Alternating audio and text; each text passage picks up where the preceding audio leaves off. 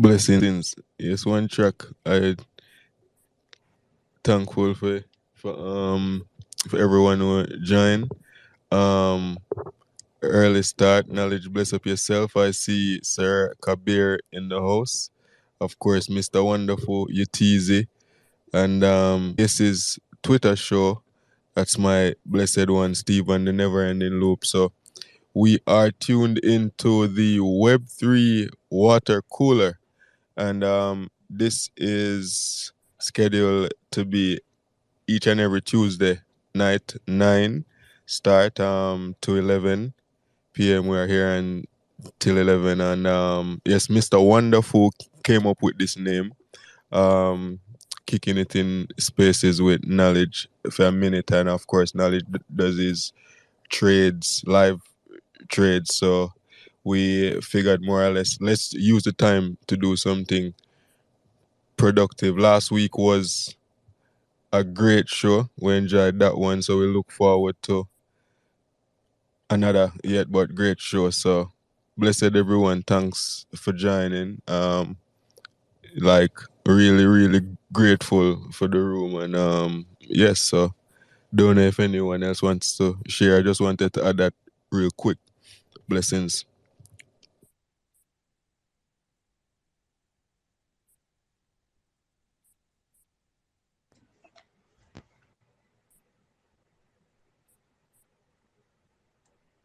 Or I'm so happy you guys stopped by just to, tap in for a little bit. Uh I feel like the topic of the week was Web3 music. We was talking about this the whole week cuz we're trying to figure out like a good platform, for people to upload and make money and not have somebody steal your content and try to make a big buck off of you. And that was really like the goal for this week. So how you guys off the research that we did, Blem and Mr. Wonderful, how you guys feel about these platforms? All right, I'll go first. So I'm intrigued by the Web3 streaming platforms firstly because the traditional streaming platforms such as iTunes and Spotify, they take up to 85% of the earnings from an independent artist, and versus Web3 streaming platform that pays out 95% to an independent artist. So that basic math just led me to the conclusion. Said like Kabir here started the NFT Talk website to facilitate the underdogs, so to speak, as the algorithm would push up those with the followers and stuff like that at the top when not necessarily proof of work. So looking into the various blockchains, we came across Sound.xyz. That's a pretty basic platform. Allows you to stream the music without connecting a wallet. It performs just as YouTube, just without visual. But I would say SoundCloud. It acts as a SoundCloud. Yes, similar to SoundCloud. I also came across Eminent, which one track told me about this one. They have a very interesting user. The interface looks cool, but one of the faults I found with that one, I really like when I can go on the about page and like see the developers, like actually see the history of the project, the founder and the developer, possibly like Sound that XYZ. You can see the list of all who contribute to the project, and there's a link to their LinkedIn, so you could, better do your research from there. And also, yes, RDS is the most popular one, but my only fault with that is you can't listen anything without actually connecting a wallet. and I think there was two more, but yeah, those are my only issues. Like well, those were the things I found interested in, and some faults. On the other hand, I am looking into knowledge, and I are looking into solidity. That's something I promised myself to learn, so I can do my own smart contract and perhaps tokenize my MP3, and then try to articulate that to fellow musicians to take complete ownership. But yes, go ahead. And of course, I'm a ambassador for the NFT Talk platform, and there's coming music talks. I'm excited about that too, and there's a lot of rollouts with as it relates to affiliate marketing and a whole lot of bunch of goodies. But if Knowledge or Mr. Wonderful have anything as it relates to streaming Web3. Well, first let me say, peace to the room is Mr. Wonderful. As far as like the streaming, right? We all get our information from different people, but it's something that and he's in the room. He just happened to be in the room. I'm not saying that he's here. I always say this to y'all, and I say this to in rooms that I'm in. It's something that Kabir has told, like said multiple times. Like the total thought of decentralization is really not possible. So I try to focus on people that are making the attempt, and with these streaming platforms. So we did have a couple of things happen this week. OpenSea just partnered with Warner Music Group for doing any drops for the artists on their labels, but also the audience platform hit 7.5 million. So to me, those are excuse me, both pluses for everybody in the space. I understand we all may look at Warner Music Group as a powerhouse, but I always say this to people, right? When you go inside a store, yeah, you might be there to buy a Nike T-shirt, but you done picked out other things in the store. So as long as we are in the store as the space explodes, right, and we position ourselves correctly in the space, and we have quality projects, as people come into space, they're going to find the things that we are doing. So I don't really get discouraged when I see big companies come in space. I understand they need competition, and it's like the little guy can still make it, in Web3. We started to learn Solidity because on sound.xyz, we seen that what they did was they just created a platform for artists. They'll advertise you a little bit, but the link is to OpenSea. Now, why they doing that is because they creating their own smart contract, and then like they're just like famingling it. You know what I mean? They're making their money off of us. So just learning Solidity, the basic steps, the basic format of Solidity, we could copy and paste different smart contracts and just manipulate it to our liking. And that's what every creator, like every developer does. You never recreate the wheel, you just add on to it.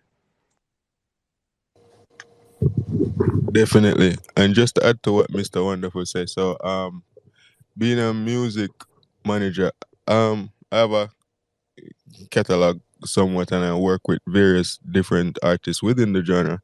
So one of the things I had planned to do after deep research, I really like sound dot XYZ. So I do plan to be the first reggae artist on that platform, because Knowledge and I was looking at that, if I should uh publish a song on that platform. It would be nice. So I was looking at that, but I'm more directed to self-reliance, the theme of my podcast, learning solidity to actually understand how the back end side of things work. But as it is for artists and general, it's just to know these things to be able to articulate it. Yeah, people just gonna come and try to help you, but they're just gonna try to take advantage of you. Like I don't even remember, but someone pitched a project to me, right? And they said 75% of the money, not no, 85% of the money goes to them, and then 10% goes to you, and then like this other 5 goes to like some random stuff. I don't even know what the hell they was talking about, but that's crazy. Isn't that crazy? How are you gonna take my craft and what I created and then sell it to other people for a high amount and give me baby scraps. So I think this is a way that we could empower ourselves just by learning Solidity, just the basic steps. Hey, please, everybody down bottom with a mic. This is not a dictatorship. It's a democracy. This is an open floor. Yeah, I was gonna say for those of y'all who want to learn Solidity, man, go for it, bro. Just like I did it. It only took me probably about 4 months, I'd say.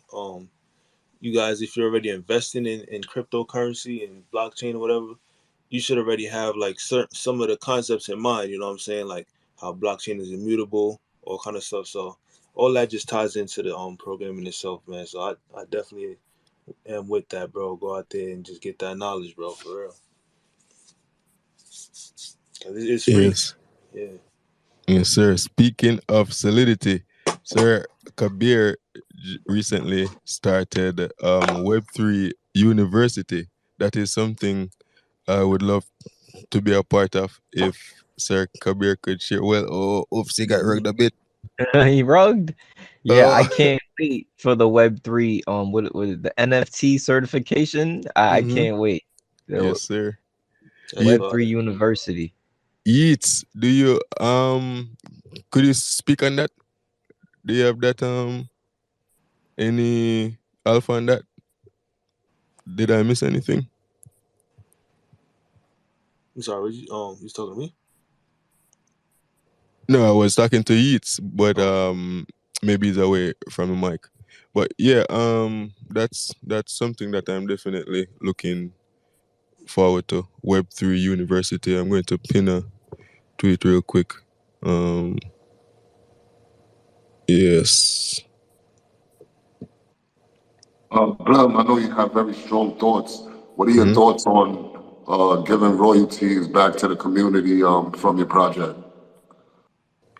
Well, the 95% sounds better than what artists been receiving before, as it relates to streaming. Streaming don't really pay much, as it were before. But if I should see some new mat rolling in, I would see that possible. But it would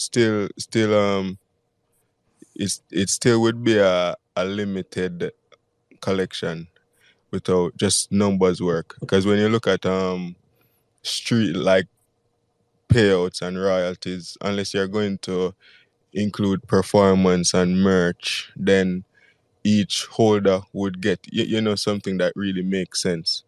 But yeah, that's how I feel about it. Like if if listeners can mass adapt to Web3 streaming, then where people could actually get compensated for listening. But then with tokenomics, I see where play to earn is something that artists could take advantage of. But again, it's to spend time in the space and educate themselves, because the tech might sound exciting, but yeah, it take a certain behavior.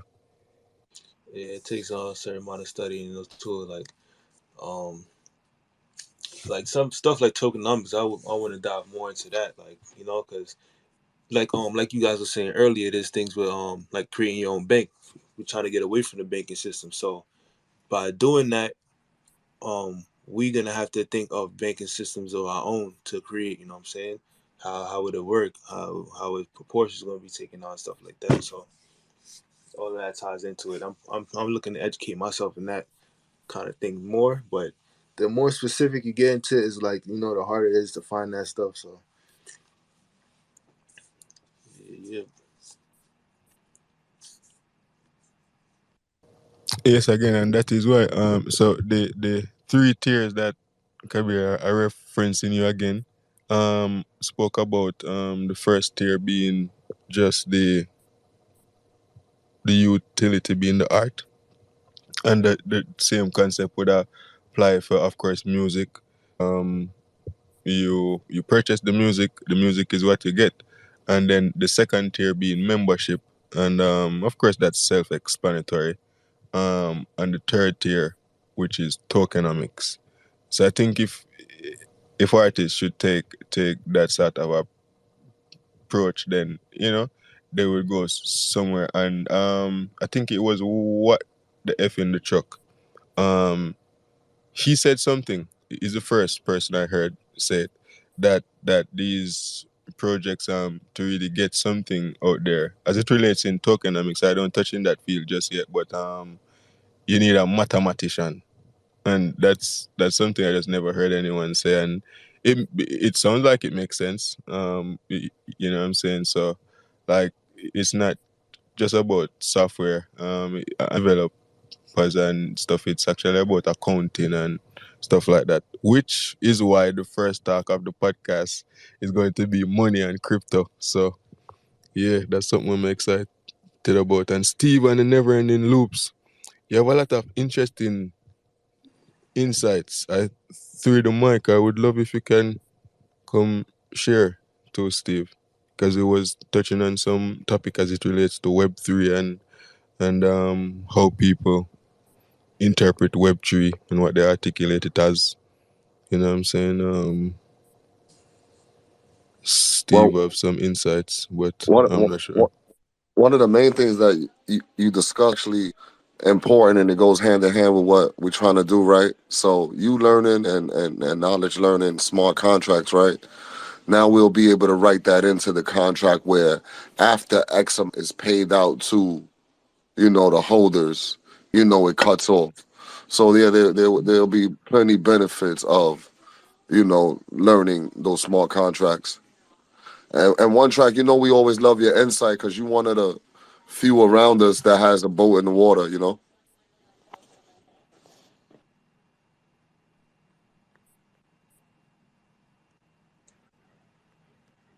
But yeah, we're gonna experiment, with these music NFTs, and we all know it'll be some trial and error, right? Because and that's why I do agree with when certain people say just try to get something out there, just so you can see how these things work and see what works for you, right? So that's what it's really about. We see people building on different chains because everybody's trying to do what works for them. So that's also going to be very important. That's why I did, propose like, what does success look like to you in Web3? Because all of us is in the room, and I'm pretty sure the end goal may be the same, but how we get there is different, right? So for me, I'm good with a project that we dropping for the next 10 years, and I'm done. Right? If I can hit the first lick and it goes crazy, of course we all want that. But I do see myself being here for the long haul. So I don't mind dropping a project every year, every 2 years, and scaling up that way. Because one thing I'm gonna continue to let people know is it's easier to scale up than to scale down. You see a lot of people with 3,000 piece projects, 5,000 piece projects, and they one man teams, right? So it's easier to build up from 300 up than it's going, because once you drop a 3,300 project, you can't drop the next one less, right? Because that's going to scare the holders and the investors. So you know it's different to get there, and I just want all of us to get there the right way. Yes, sir. It's like as you mentioned that something came to my thought. Community. That's something. Um, what what do we um define community within the space as? What does the term community mean within the space? To I just want to put that question out there as it relates to me. If I could answer first, community is basically about transparency, in my opinion, and that transparency leads to a certain type of connection that resonate with different people, and it attracts. And because of similarities in maybe moral compass, that's what I look for. Then we all are looking to build, because when you think about it in community in the real world, we're always trying to improve the infrastructure, whether it's be the roads or the buildings or the street lights, whatever it may be. So I think with that being said, each individual have a goal to become better, and it's where people as a collective, they see where their needs meet, and they figure out ways to basically better themselves within that space, and be productive pretty much. Yeah, that's how I look at it. I don't know if anyone else wants to add. I For agree. me, oh, got my brother. Oh, my bad. My bad. I've been No, listening. no, go ahead. No, I agree with what Blem is saying, and what you were saying about moving forward in a project instead of going backwards. About the doing a large collection versus doing a smaller size collection. And Blem, I agree with what you're saying as well. I think for me right now, it's building the relationships in the community, learning about what everyone is doing, and finding a way to put you know those relationships together to work for a common goal. And that's whether it's learning about the blockchain, and how to develop on the smart contracts, or how to build community. I'm taking it all in, and I'm listening, and I'm learning, because there's going to be a day where I maybe do a collection, or I learn Solidity or Rust. I've been thinking about those things, and I came into the space helping and kind of onboarding people as I was learning, and it allowed me to get a role as a community manager. And then the project went away, or well, they didn't go away, they're still there. They just changed directions and decided not to, that they didn't need me anymore. But that was okay, because I started in the space helping and building community, so that's always going to be there. And I'm going to continue doing that. So for me, I resonate with what you guys are saying. I enjoy the connection, I appreciate it. I'm educating myself, and I'm building. I feel the word is used a little too loosely in the Web3 world, community, right? So now from being in it, uh, not saying what it is, right? I can see what it is, right? So it's like minds, like you said, that do come together with no strings attached, right? Nobody's coming in our space saying, I hope such and such buys my collection, right? So to me, the that fake community love that was probably here for like a year ago up until probably about who knows when. I say that's leaving. Like you see more people interacting with each other on a more serious basis, not just slogans and rhetoric. And that's community to me. Like, no, I don't have to go to all of your events. No, I don't have to uh buy a product at this point in time, but we come together to provide education and information to one another. To me, I see like that being the route this is going, because we all have antics and tricks that we could use to get desired outcomes, right? We discussed one of them earlier amongst us, like, right, should we do a giveaway on the show, right? And not even that we was outvoted, it's just, I understand what my man is saying. We just trying to build a different type of community and a different type of vibe, right? So Yeah, for me, the word it was used a little too loosely first coming in the door, but I'm actually starting to see people do it more than just talk about it. Yeah, 100%. And I think the ones that are here right now during this market and during, maybe had a couple rug projects happen to them, lost money. But if you're still here, you're still interested in, you know, what was used as a buzzword community, then they're, in my opinion, are the real ones, the ones that really want to be a part of that and learn and do something different. So it's positive mindset for me. Definitely, definitely. Thanks for that, TZ. And just to add to, like, that is one of the things I appreciate love about spaces. Again, I'm going to use a Kabir reference.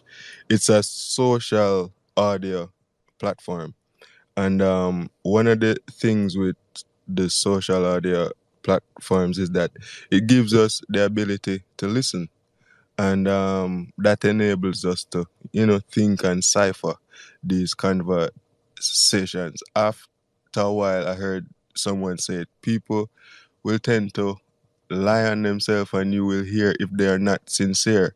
Kabir was the one who mentioned again, it is something that you have to value when you can be on spaces with a person, and you hear when they're happy, when is one of them days you feel all of those connection if you're really into it, versus traditional platforms where people just, for me, on Facebook, you just post a picture to tell friends and family, hey, I'm doing okay. Instagram is all about the glims and the glamour.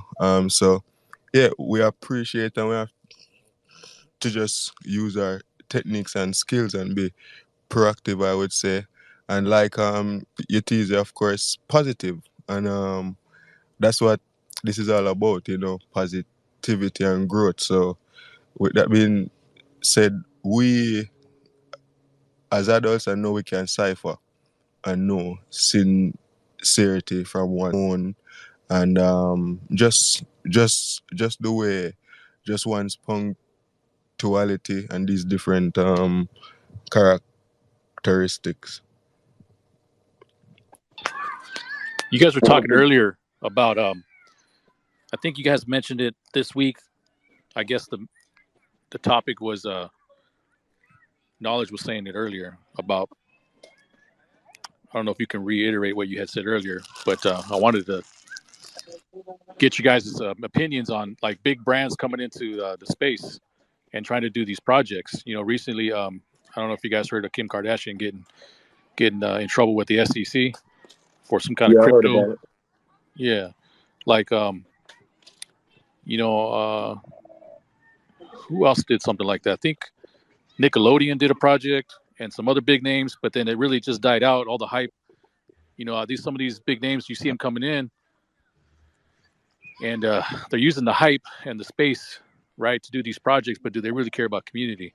And we're starting to see I guess, the transparency and like through the BS, and we're coming to a point where, like I kind of like we already said, where am I going with this? I guess the mindset of where the future of the Web3 space is headed. So I mean, I think it's a good thing. Those things had to, I guess, kind of happen, right? So that we can see who the real ones were. I guess, I don't know. Yeah, I feel like okay, like Nickelodeon, or maybe like your favorite music artist, Tory Lanez or whoever, right? They create products as collectibles. They're looking at it like collectibles. They're not looking at it like what it really is. Like, it has to be community based, has to be community driven, or that collectible won't even have a value. You know what I mean? Kim Kardashian, she got because she promoted something called Ethereum Max. And she should already knew what it was off the name. Like, that's not real. There's a lot of people like that. I don't want to say any other names because I don't know any other names off the top, but there's a lot of people who got into the Web3 space, and I feel like they uneducated or they're just trying to get a money grab. A lot of people are desperate, and a lot of those people that we think are rich, they're only on contract for a certain amount of money, and they have to do like certain things to need, you know. So I feel like a lot of people are desperate in the space, and they're using the hype to make money. But once everybody gets in trouble and there's more regulations around NFTs and crypto or whatever, that it'll be more professional, or if actually people took the time to understand how the community works, I feel like some projects with big brands would stay alive. Once again, you tuned into the Web3 Water Cooler. And one thing you can guarantee when you come in and tap in with us is you're going to get professionalism and kindness, because that's what something we try to preach. Like, I see that a lot moving throughout the space. Like, I don't know, 90 days ago I felt the space was in a bad place. Like you said, a lot of people got rugged. A lot of people was losing money, and the space it was just a bit more negative. I feel about 90 days ago, 4 months ago. I feel good energy in the space right now. And yeah, and the reason why that happened is, fortunately, right, the bad actors already made their money, so why would they stick around, right? So that's where the market going bad, right? Because the bad actors they rugged you already, so they're taking their money out the system. So yeah, the ones that are here now are already like buckling down and trying to be, on the new frontier of this thing, which is a good thing, man. Like, nothing is everybody wins if the customer is more educated, if the space is more informed. I feel we all win, right? Because the masses just seen Kim Kardashian connected to crypto, and it was a fraud. So that turns, like, as hard as we working to turn people on, something just like that will turn them off, and that's gonna take another 4 to 6 months to get those people back interested. So every time we do take a step forward in the space, there's things that happen that make us take a step back. Now, the reason why fraud and scams don't scare me as much as the next person, because I also seen, I think Chase Bank just put out their info, and they just lost about 400 million in fraud. So I know it's rampant in all industries, and but a lot of us got a better risk tolerance than others. That's crazy. It's definitely a learning experience, right?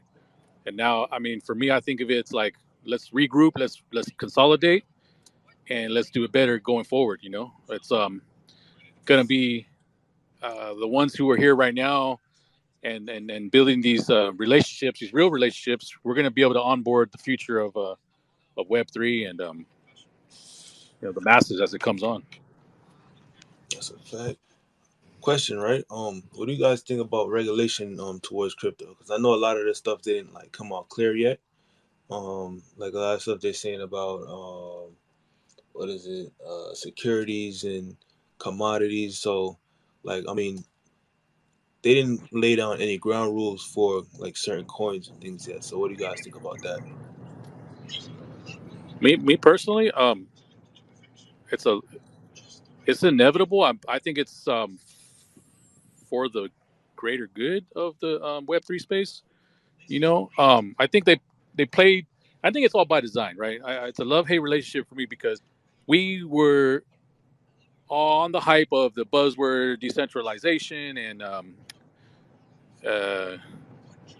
putting the power back into the people. And yes, there might be a little bit of that happening, but I think underneath it all is by design, and it's not going to be 100% that way. It's going to be centralized. The ones who have the majority of whether it's the Ethereum or the coin of that they hold, it's going to be the banks and the ones that have the money to do that. And I feel it's needed for the space to get where we all want the space to go. You cannot tell young 23-year-old mothers and young 24-year-old fathers that if somebody steal their money, that's just the end of it, right? Like, at the end of the day, as long as the banks let people know that their bread is insured up to 200K, people is going to take that assurance at all times and I understand it. Again, it comes back to risk averse and risk tolerant. We in the space, so we have more of it than others.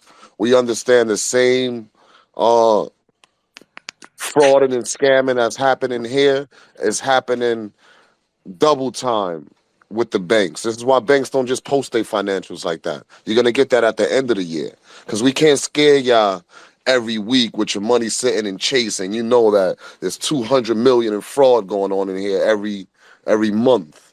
So we can't even scare y'all like that. So I feel honestly, regulation is definitely needed. I'm not the biggest decentralized guy anyway. Like I don't have many vices. So my life is already decentralized, right? Many of us are already living in cocoons, right? Where so for me, anything I'm going to be able to want to do, I feel crypto will allow those things, right? So if in crypto to stay in a hotel, of course that's gonna have to be regulated and things like that. Or no, you could get to the hotel and they say, oh no. So I think is of course we got to be careful what we wish for because you'll want regulation and then they'll over regulate it. So Yeah, it's yeah. a slope. But I think is I mean if we don't mind it moving at a snail, see without regulation we'll get to where we're trying to go, but just slower, right? We'll get there. It's just going to take longer. Yep. What with a certain assurances in place, less risky of people but they do like the crypto and they want to be a part of these things happening. I don't see certain people coming in without certain assurances. That's dope, yeah. I'm glad you brought that point up. Certain things need to be regularized. Like, yeah, if you was going to a hotel, you would need a regularized token and things like that. But what about people that's like trying to build their own developments? Like, would you need to have your like the regularized? Sorry, words not coming. Yeah, would you need to have your product regulated? So So you're saying that we came out with a project and we had our own token, pretty much. Basically, most of these tokens is gonna fall underneath one category. It'll either be commodity or a Security. security. Yeah.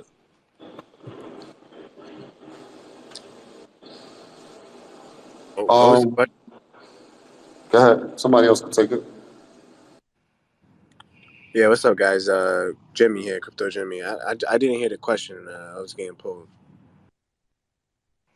So yes, basically my question would be like, so for people who's developing their own tokens, how would you deal with regulation saying, okay, you're either falling into the category of a security or a commodity? And let's say you took the security route. Now, security token comes with certain fines if you're not. You basically have to pay, and you have to pay whatever part of the government that is that handles securities and things of that nature. You have to pay them a lump sum just to have a token that's dealing with your brand. Yeah, so I guess I kind of wanted to answer the first question in terms of regulation, and I'll lead into your question. I'm kind of on the other side of things where I kind of want to keep things decentralized, only for the main reasons because I've been going to a lot of events, joining a lot of spaces. I met this one guy who thought about creating kind of like a company around crypto where he's able to insure your tokens and insure your NFT. So let's say you buy some NFT like Bored Ape, you're able to purchase his services in order to ensure, like, hey, listen, if my wallet is, let's say, my wallet is hacked or something, and I lose it, we'll either try to get you back your NFT and or pay you the value of your NFT at that point in time. Um, Now, I don't know. Now, he was talking about building that company based on the decentralization and trying to keep it away from governments regulating the blockchain. Um, and so I would rather pay someone like that than have government kind of regulate something that's supposed to be decentralized, right? Because the whole point of the blockchain was that so that the government can't touch it. Um, and I personally am on the development side of things. I'm a software engineer myself. I actually just got into the NFT and blockchain world maybe 6 months ago. The blockchain world in general is mighty, mighty young. So I think that it's still too early to kind of um, not ask these type of questions, but more so it's a little too early to kind of say like, damn, maybe we do need a little less decentralization. Maybe we need more regulation because, like a lot of you said, a lot of this stuff is built off communities, and so I think the people who want to keep these communities alive and want to keep the decentralization aspect of it alive, people are going to come out from the community and build services and to help keep it that way so that the government doesn't have to come in and try to do it like that. Yeah, but this is see one thing I try to explain to everybody. We already enthusiasts, right? So it don't matter if they put regulation or not. I already have, I'm already invested. So it's not convincing us. How do you get people that is totally scared of the space to come in? Because they don't need to convince me anymore. I'm here ready without Right, any type of regulation. So that's what we always got to understand. It ain't about how we recycle the same people that's in it. What are the things that's going to attract new people to the space? And like I said, we can get exactly where we're going if everybody don't mind the pace. The pace don't bother me. But a lot of people are in a rush, right? So it's not about convincing the enthusiast. It's about convincing your sister or your auntie right, or right. your uncle. So Like, right? He's not putting his money somewhere. And all right. What happens if someone steals it? That's it. That don't work for everybody. Just once you tell them that, it's less attractive. Now, yes, there's safeguards, and of course, when you're onboarding people, you let them know all the safeguards. But just knowing that nothing, no one can do, you would want me to put 150 grand there? word, Like that's that's crazy. not right. That's not attractive to everybody. But and the funny thing is, I had the same idea too, until I went to an event and that guy came to me with that idea about possibly putting insurance on your token, your NFT, your wallet. And I was like, you know what? That's actually not a bad idea. And so I started chopping up. I started chopping it up with him. I started drilling his mind, like, yo, how you gonna make this work? Because like, if you lose what if they want the NFT back? Are you gonna go find a hacker and like negotiate it with him, and all this stuff. So I guess I have a question. Would you guys rather there be kind of a government solution to that problem, or would you guys rather keep it decentralized and have a community member sort of build a service for that? I think crypto needs to be decentralized. Like, all right, back to what we was speaking for before, right? So when we onboard people on the centralized exchanges because the centralized exchanges are insured. Once you start talking MetaMask and Trust Wallet and all these other decentralized apps and wallets, that's when you on your own risk. So that I feel that's the little route, and we need a better understanding about crypto. We need better taxes. That's what's gonna onboard more people into the crypto space. And I feel like they're having weird regulations right now on crypto because they're trying to get in now. So they get in and then they start trying to regulate. I don't want a government regulation unless it's a centralized exchange or app or something like that. Really, to be honest with you. And I would Yeah. add to this just because you mentioned But taxes. Um, Now let's just say, okay, the one thing is exchanges. That's understandable. If you trade with Coinbase and all those other exchanges, all right, you can give a tax.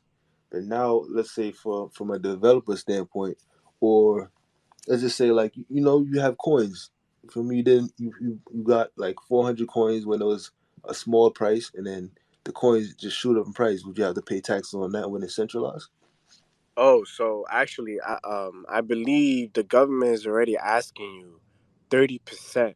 So again, I don't know, but I think I saw this somewhere where, let's say you were to withdraw your Ethereum, you actually have to pay 30% on that on the Ethereum you withdrew to the government, like taxes. That's short-term capital gains tax. Long-term capital Oh, gains okay. tax is like 10%, 5%, 1%.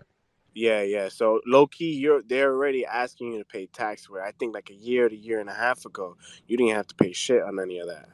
Nah. You always had to pay taxes. But I'm saying that's through an exchange though. You know what I'm saying? But Oh, like saying, Yeah, like imagine if you're staking, you know you're doing smart, you're doing decentralized transactions now. You're not doing things on the exchange. You're doing like, your money is flipping in different ways that's away from like the centralized markets. and So kind of sorry, same. quick question. Yeah. And Go those ahead. exchange, but which exchanges are those? Just wondering. So those are Is things that like, like MetaMask and stuff like that? Or that's a yeah, decent. MetaMask, Uniswap, Pancakes. A bunch of staking things. yeah, Polygon got its own staking. those are the best. That's what crypto's supposed to be about. No taxes, decentralized, Hmm. emphasis on, Word. you know what I mean? Uh, we got there's exchanges that that you could use and not pay taxes and fuck around with Trust Wallet. Like KuCoin, they don't ask for KYC. As long as they don't ask for KYC, you just have to figure out how you're gonna get the Bitcoin. Go to localbitcoin.com. Up with somebody. Yes, sir. I mean, Knowledge. it's Just to all add, so this is a open space. The Web3 water cooler is like just one of those spaces like Mr. Wonderful say, we're by the water chatting. But I just want to acknowledge a few people in the room. I see Web3 Grandpapa joined. Steve mentioned your expertise in Web3 and SEO. He recommended you. I'm going to invite you on the mic. Yes, I just want to acknowledge Web3 Grandpapa and Web3 Fitty. Thanks for joining us. Blessed, of course, and bless up in the Mali Mal.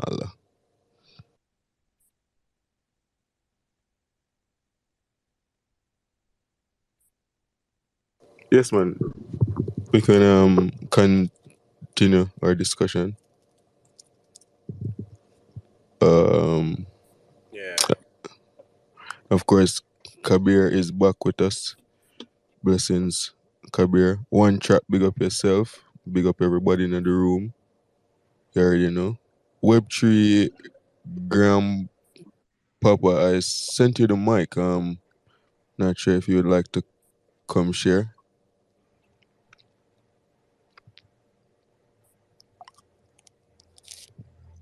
Or Steve. What's the word? What's the word? What's the word? Yo, Molly Mali Mo. Mal. The game is on. It I is. think people are only scared But about crypto, like getting into crypto because there's so many like bad coins, like so many bad cryptocurrencies, so many rugs. But it's do your own. Feel like crypto, like the whole crypto industry, are just projects that didn't want to get. And there's a big lag, so I didn't want to talk over anyone. Okay. Web3 Grandpapa, welcome. Blessings. Thank you. I was just dropped in to listen to what you guys were talking about. I mean, it's all very interesting. The decentralized nature of the whole thing. I think it's going to be a long time before it becomes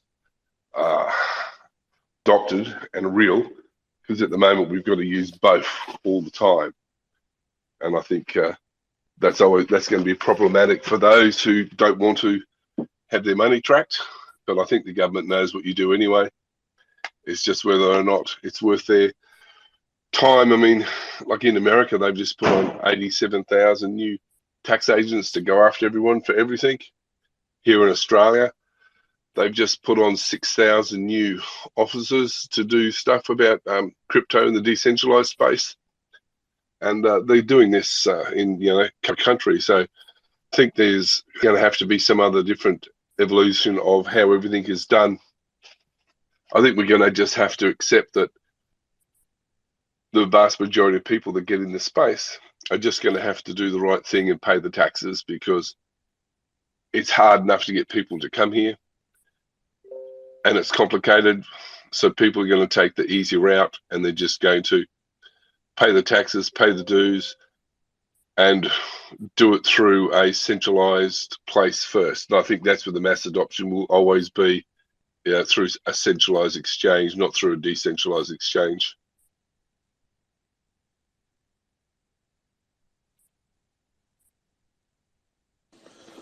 Makes perfect sense. We all know, like, if this was the bell curve, right? We the outliers of this whole thing, right? So to get that big piece of the pie into this game, which is the masses, yeah, it's gonna happen through those decentralized exchanges, because we can all agree. I'm pretty sure many of us use many different wallets, and I would agree the ease of the Coinbase wallet is what will make it attract to the masses. That's just my opinion. If you guys want to speak on, the ease or the difficultness of wallets for new people, not for people like me that's already in the space, they don't gotta convince me no more. You, Yeah. you, I was going to say, you're dead right. The average person is going to go whichever is the easiest route. Full stop. That's just what's going to happen. They don't want to go through the trouble. They want some sort of a surety, and there's always going to be people like us who are happy to risk it, be more risky. But I think the mass adoption is definitely going to come through centralized exchanges, with government intervention and some sort of government control and taxes.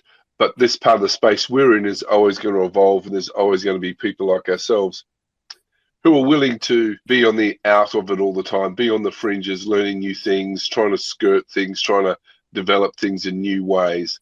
So I think the mass adoption will be when the ease of use and the barriers to entry are very, very minor, and people are able to click, and it's all done for them, and they don't even know they're doing it. But you give up rights when you do that, and I think, unfortunately, I think that's what's going to happen. I see TZ has his hand up. What's up? What's up? I got my battery died, but I'm back. Mr. Wonderful, I just heard you say that I heard two words actually, and correct me if I'm wrong. You said Coinbase and you said decentralized exchange. Um, is that right? I mean, I thought it's a centralized exchange, or is that a No, no, no, no. That's decentralized? what I said. Coinbase and centralized. Oh, What centralized, I centralized. what I was saying is, I feel like out of all the wallets for the masses, Coinbase is the most easiest to use, and it and we all agree. Like, well, not all agreed. I just think, and I'm glad we in here. And like I said, any conversation we have in this room is professional and it's kindness, right? So I'm glad we could speak about this. Like, Yeah, all in IMOs, right? Because no one knows for sure, right? So this is all IMOs. But like we all know, like I was saying, on that bell curve, we the outlier of it, right? We're on the outlier on the bell curve. To get the masses into space is going to be things like we said, ease of wallet and certain assurances. Coinbase provides people that investing, because you can be an investor, let's take stocks, but still not be a risk taker, right? You could say, I'm going to invest in Amazon, and in your brain, that's a safe play. So for me, for regular folks, they're gonna come in through those centralized exchanges. yeah, I agree. I think there's very few actual decentralized exchanges left, and if there are, the very few that there are, the on ramp to get there, you still have to on ramp into it, right? So that part is centralized, and Yeah. Um. Yeah. I'm new, and I just got my Coinbase card in the mail. Guys, but crypto. Jimmy had his hand up. Go ahead. Though. You still wanted to say something? Nah, yeah, just I agree with everybody here. And nobody actually, you know, no one wants to take the extra steps. Everyone kind of wants everything done for them, especially in the world of technology. Technology sells because it's convenient. So if someone has to go through extra hoops, especially someone new, You know, like obviously someone like Mr. Wonderful, I'm assuming Mr. Wonderful has been in the game for some time now. You know, he might want to go out there and find something more suitable for what he's looking for, like maybe like a decentralized exchange, and he doesn't mind going through these extra hoops because he knows the worth. With someone new, you know, who just started maybe yesterday, you just want to get in. They just want to get in. They just want to get started, and they want to start, you know, sending coins, doing airdrops, buying NFTs, and so unfortunately, the centralized exchanges are always going to win because they have access to, I guess, more technology. When you're decentralized, there's a lot more kind of have to go through in terms of the blockchain and putting out those type of features. But it's also that's why one of the main things that I posed for tonight, right, is what does success and Web3 look like to you? Because to all of us, I'm pretty sure is pretty different, right? I understand, and we all the concept of decentralization. A concept like that is not going to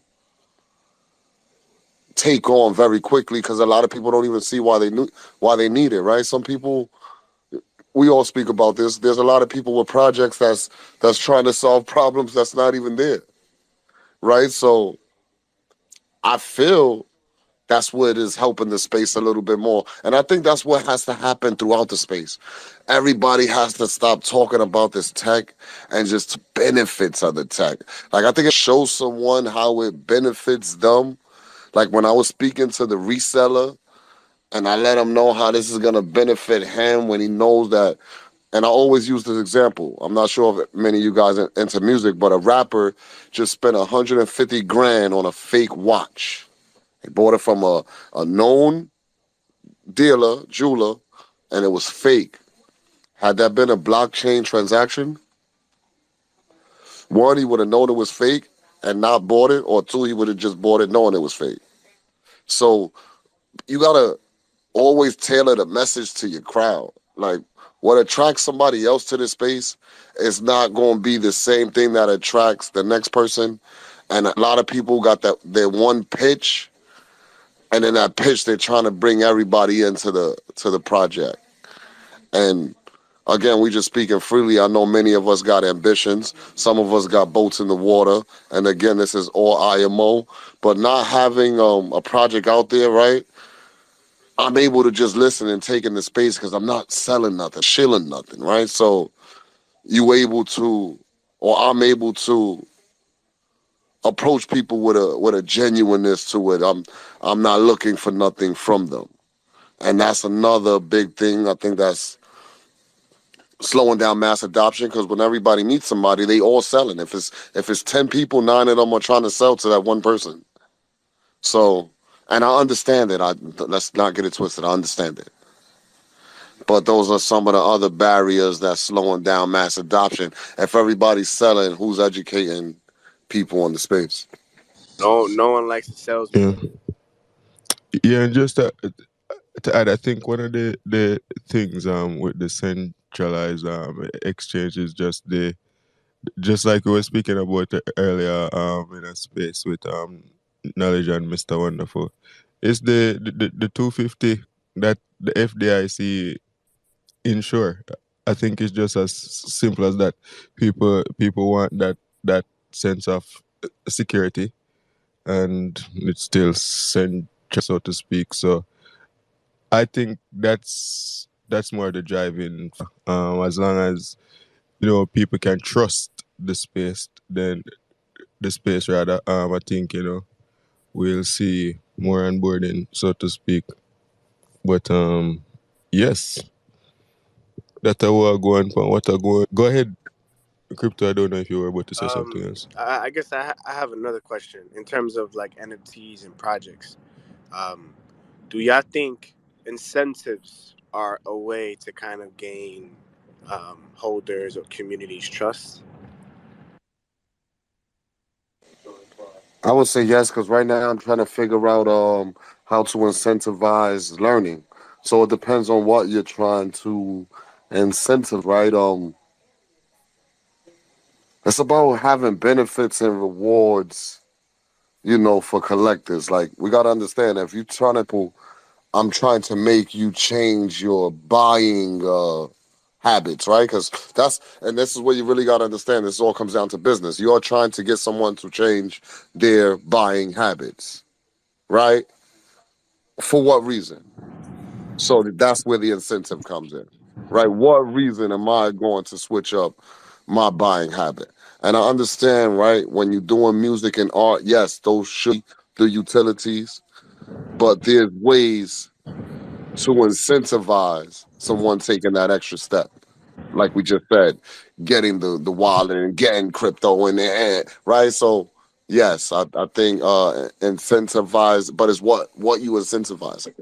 See, the number one thing people got to understand when you're a small team, and it ain't even the smallness of the team, it's the effectiveness of the team, right? Because you Right. gotta have 4 people that are right. So, but when you are a small team, you can't offer everything, right? I don't want people to come to this space and put a number on their product, and it's not even worth the sale. It's a hassle now, like it's right. So don't and we all know don't overpromise. Don't overpromise. It's your first project. Keep it simple. You can in the beginning.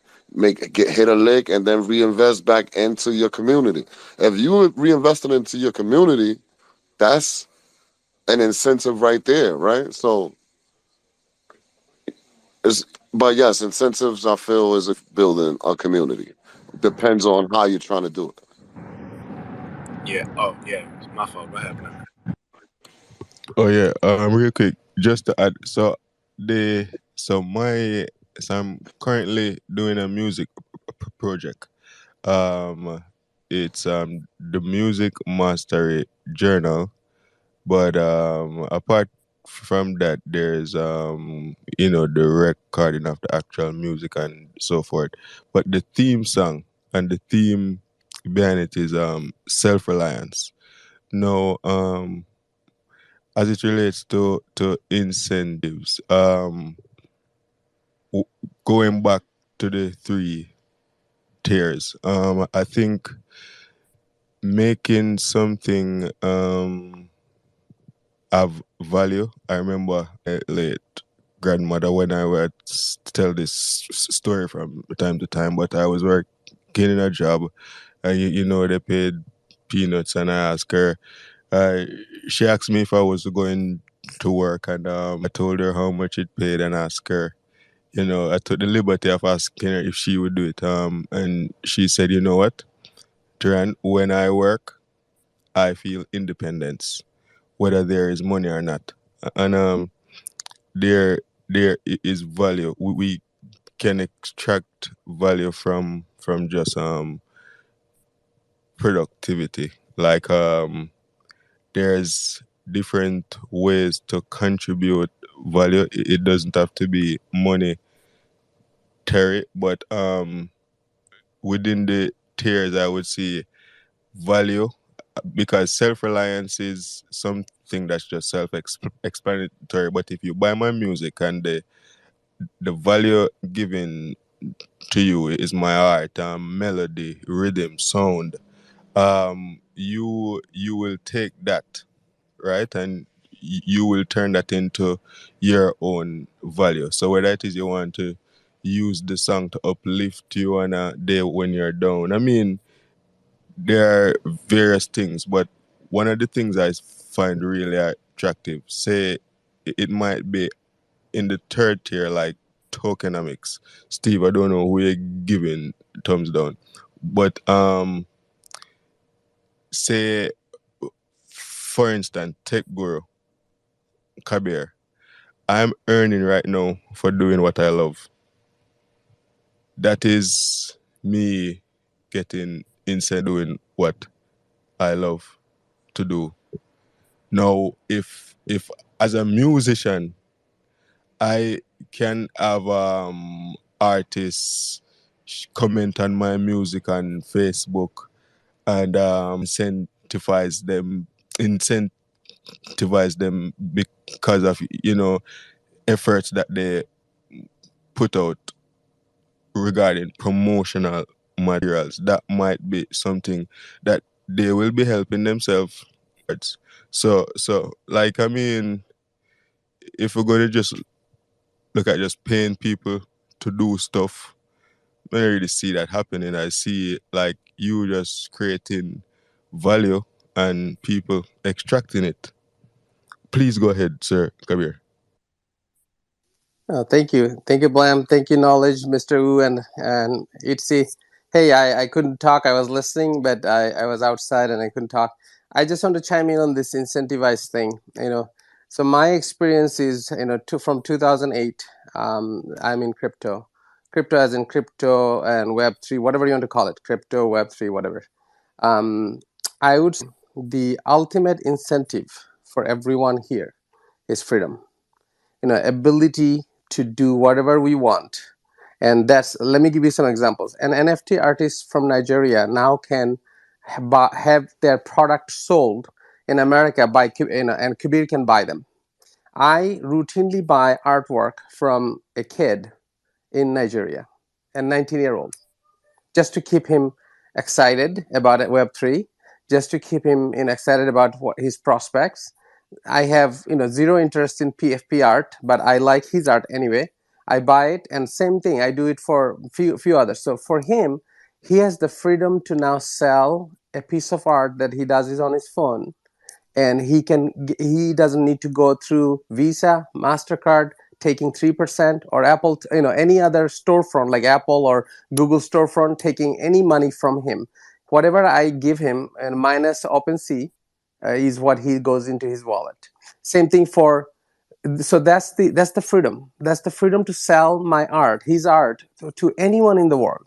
That's one incentive to come online, to be part of the blockchain, to be part of the Web3. That's what he did, and he doesn't want to leave. But market is bad, so now he's thinking, okay, this is not working. The shilling is not working.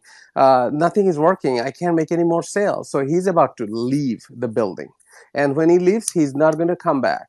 He's probably just going to also tell other people that that's bad. So what we are who are here, and we understand the value, and we have the luxury, the freedom to provide additional value to people. We need to educate them, like kids like that, say, no, don't leave right now. You need to find ways to expand your selling capability, so we need to give them tools. We need to give them tools, training, knowledge, so that they can stay and not leave. So the taste was there. There was a good taste, but the taste didn't last long, and they're going to go away. But so for him, what the blockchain created is freedom to sell an NFT art, and he loved it. He still loves it. So that's what I am getting the freedom to buy a piece of art from Nigeria. I would, first of all, I would never look at Nigeria for buying art. From what I know from media, I would not go to Nigeria to buy an art. Because of these spaces like Twitter Spaces right here, we connect with each other, and we find each other's story, and we support each other. So that's the community. If you were asking about community, that's the community. Community is not about, you don't know how transparent I am. You only I push out on Twitter Spaces. You don't know my personal life. But what I believe is that the social audio gives us is so much insight into us, and you cannot figure out, after speaking to someone for days and days, guy is real or not. I think you have a bigger problem. Not, blockchain is not your problem, something else.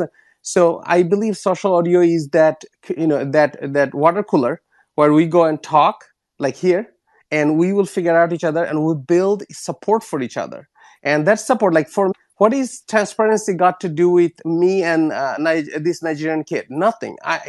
I'm just a collector for him, but his story connected, and I want to reach out and help him.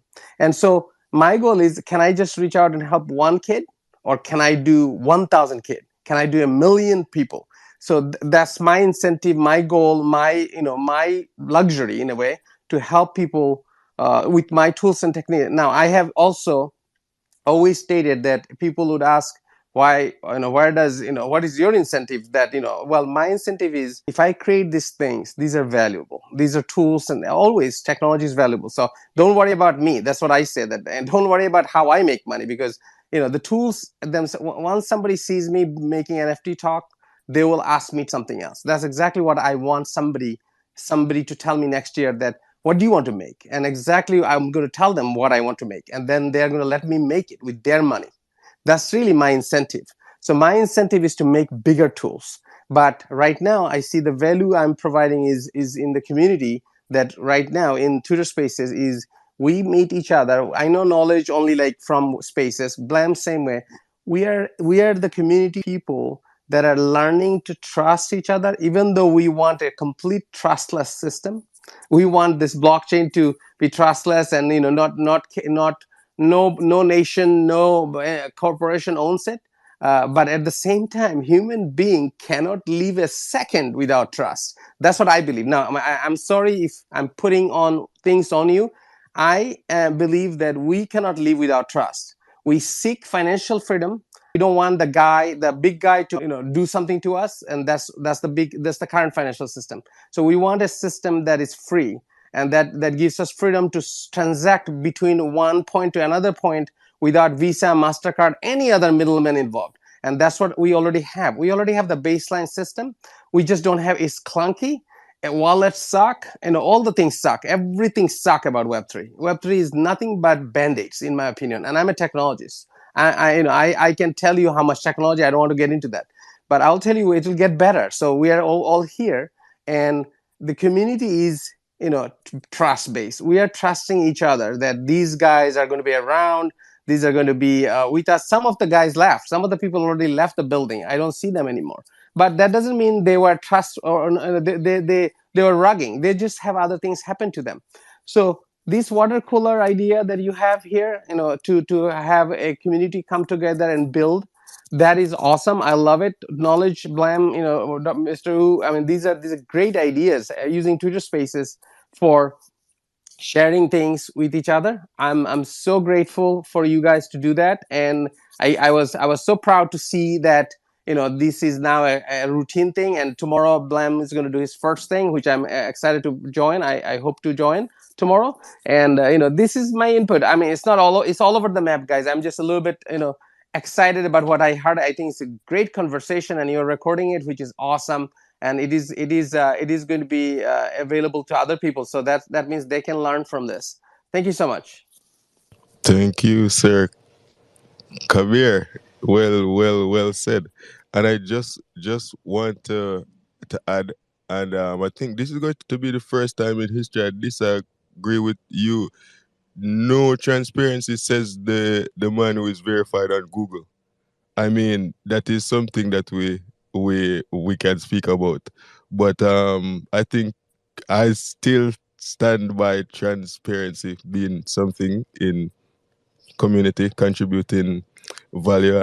I mean, I know that the the level of transparency I'm speaking of is just being in spaces with knowledge. Of course, I definitely have a level of trust for him. Mr. Wonderful, likewise, he's a family man. I I I hear that. I hear his kids in the background is significant. Similar situation to me, Yetizi. I mean, we can go there. I mean, people can lie, but just like you said, these little things, they develop a sense of transparency to me. I just wanted to add that, but yeah, well said. Yeah, I just mean that transparency doesn't mean I need to tell you everything. I mean, you can figure it out. I mean, we're human beings. We're very intelligent people. We can figure out who is being real or not, and that requires cooler being coming in and talking our minds, and then sometimes beyond, sometimes we're, depending on the day and the time. But I think that's the thing that you can build. You don't transparency, some people think that you need to show your books meaning you need to show, for example, if you're a nonprofit, transparency means show us exactly what did you do with your funds. That's transparency. A project, when you say I can see the developers, I can see the LinkedIn, that's not transparency to me. That's all. I can decorate this for you. I mean, if they come on to spaces, social engagements, and they're talking and you listen to them, that's what transparency is. You are going to know, because just pretty pictures of people, it's just like Instagram, right? I can have a website full of people suit and ties and developers all looking with their ponytails, and you think, oh my God, that's the credential, that's these guys. That's not transparency. Transparency is that you come talk to me and you figure it out. You figure it out how transparent I am, and then you will be the measure. You will be the metric. Everybody will be different. Somebody will never. There are people still to date that DM me. They think that I am trying to collect all the data and I'm going to sell to someone. That's what they say. They hate. If you want to look at the hate angle of it, people think that I'm going to sell the data. I'm like, man, that this data is public.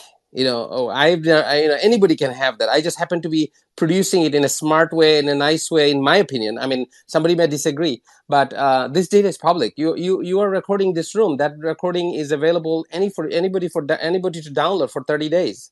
After that, it goes away from the basic. You cannot find it, but you can actually. So I think what I meant is that we are. I mean, I don't think we need to. You need to as long as we are consistently saying our messaging is consistent, people would figure out if you're real or not. Once people do that, they sign off on that, then you are able to communicate in a different level. I feel that is happening with many people in this room with me, and that makes me happy, and that makes me want to contribute more, because I'm like, okay, these folks know that I'm doing this and they expect this and I want to do more. So I think that's really where we should be. Like, we don't need to be I'm not going to be you cannot really, what I want to say is, you cannot really force me to do anything. None of us can force anyone to do anything. So our transparency is simply that we agree to be kind and professional about things, and to have our opinions, and everybody can be judge of who they want to be friends with and who they want to support. So I think, yeah, that's how I would say it. Well said, sir. Kabir, definitely. And yeah, we touched on some very, very interesting points tonight. We are 1.5 hour into our Web3 water cooler. We had some very interesting insights. Yes, and some things that we can definitely recap over. I will personally be going over and stuff like that. I am driving in right now, so multitasking. Yes. Does anyone have anything else they want to share? Ad? Hey, what's going on? I just want to finish. I don't know if you're getting ready to close it out, but I look forward to reading that Get Web3 Certified article there on Medium. Is that by you, Kabir?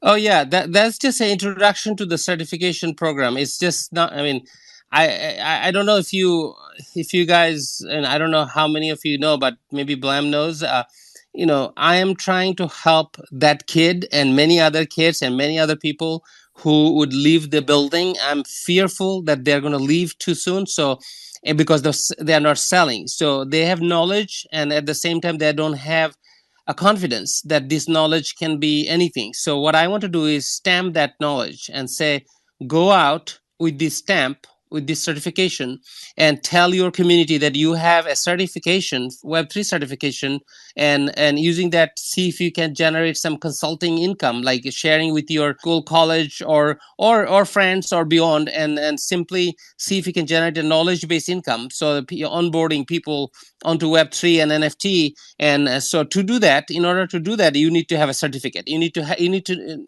our current traditional model is, if you said if anybody in this room says, I am a developer, traditionally we will ask you, what is your degree, right? And I know that some of the folks will say, I don't have a degree, I just watched a bunch of YouTube videos, learned coding, and I developed a huge program, this and that. That's one way, but you are not likely to get hired in Google for that. Intel is not going to hire you. Most of the traditional corporates will not hire you, but startups will hire you because they love guys who are crazy enough to build, learn something and build a career out of it. But usually traditional companies would not hire you. So is schools and colleges. They would not touch you if you don't have anything to do with credentials. So if you wanted to walk into high school and say, I want to talk to kids about Web3, first thing I hope they would ask you, who are you? And get your background checked. And then second, they will say, what credentials bring you here? Because we want to make sure our kids are not being taught some sort of weird of personal agenda. So that's why a certificate is important in traditional world. And so what I thought that Web3 is missing is a open source certificate. So what I did is I said I'm going to create a Web3 university, which basically is completely open source, meaning everything that you will have to learn, actually, there's no paywall. Nobody's making money from my end. Again, I want to be clear because there is a lot of paid things. You can go to Udemy and take a Web3 course and pay hundreds of dollars, or you can take a paywall course somewhere else, right? There's so many things. I don't want to do that. I want to make an open source course that I will write. And if you question that, I just want to say, if you say what makes you want to write this or capable, I have written a dozen books with millions of copies sold worldwide in every single language possible. And English is my second language. Still, I wrote every one in English and they got translated in every single possible major languages. So I have background in and I've written Linux cares, universities, certification, all these things. So I do have background there. With that background, I am writing a certification course, which is open source, so you can see it all the way. And what happens is this introduction document that I wrote, which basically says how it's going to work. For example, the level 1 certificate, which is the entry level certificate, you can get it by following the course by yourself. Nobody's going to teach you. I will cover some of the topics on spaces for people who get stuck. They can ask me. I will hold spaces explaining that. And then the idea is that once you figure it out, you take tests, online automated tests, randomized automated tests. These tests, if you pass those tests, you will be qualified for a certificate, the entry level one. The second level one is much more involved, require community involvement and all kind of fun stuff. So I wrote the details on how you go from one level to second level. I did not write the advanced level because I don't even want to bother with that because I don't think people are going to go for that yet. So it's just the introduction of how the project will be laid out. And I am building the certification course. I would need, this month is really bad for me because one of my lead engineer is in Japan. And once he comes back, I would be putting all my effort into writing this course so that I can actually get it out there and people can start playing with it and we'll talk about it. The goal is once you get certified, you will have a NFT certificate.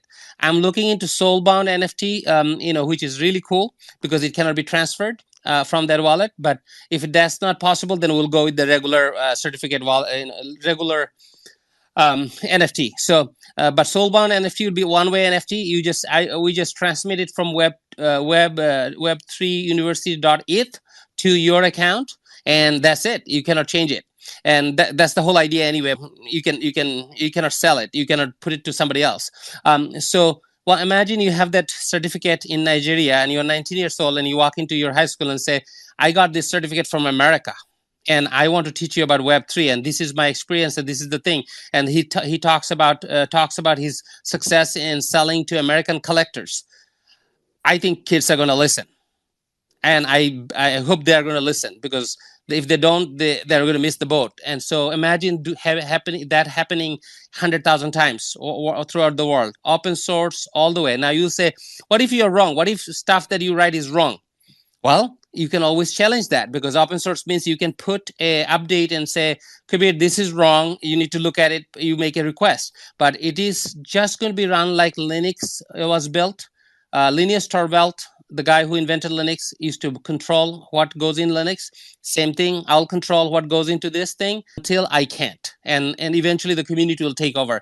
The idea is open source. And so mistakes can be easily fixed. If I wrote something wrong, and community disagreed, I would be getting the information to change it, and they will be putting in information to change it. It's going to be that easy. So I don't think it's been done. I mean, we are these early guys. There is no open source certification. With that certification, so many people can talk with confidence that they know what they're talking about. And that's my goal. That's just NFT Talk side project. This is like an educational end of it, because so many people are leaving right now, and they're just going to, if you leave right now and come back 6 months later, you will not recognize this place. You will not recognize this place.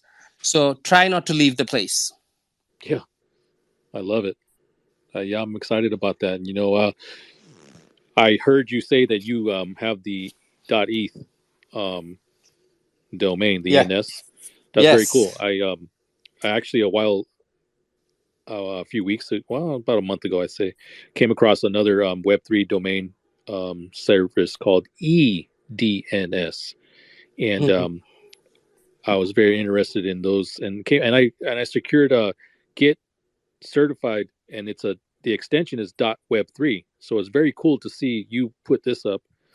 I think there's a lot of opportunity in getting certified and educating ourselves. I mean, that's what I'm trying to do. And So exactly, and yeah, imagine this: once you're level 1 certified, right, and then you want to go to level 2, you have to be in the community for 3 months, and then you have to take on a volunteer or paid position in a project to help them out. So volunteer. So now we have these certified Web3 people walking around and asking, "Hey, Ablem, can I help you with your project?" Yes, you can help me with my project. So help my user, onboard my users to my main site. So they have to have Blam as a project owner, right? He will download a form. It's all online, so he will say, African Elijah has helped me onboard 12 people, and he got this done, and he helps. So basically, you have an internship going on, right? So you yeah. have to have an internship. You have to have a volunteer internship or a paid internship. I hope paid, sometimes paid. And then so now I am basically saying the level 1 is free. Level 2, you go find some project, help out the project, or get paid from the project. So the idea is we are already sending people to projects saying, "Hey, I want to help you." So if Blem likes that kid, says, "This kid's bringing me people, that he's signing out 10 people, onboarding 10 people for me, helping me with all this technical thing, why can't I pay him?" So he pays the kid, right? So that's how the economy starts. So secondary certificate much harder, and obviously advanced one, I didn't even think of it. Advanced one would be like somebody who is interested in smart contract, reading, writing smart contract, and all the I'm not even going to go for that, because that's where I'm not settled on that, just because it's not what most people want to do right now. Most people, like especially NFT folks, they would be fine clearly talking about Web3 and NFT,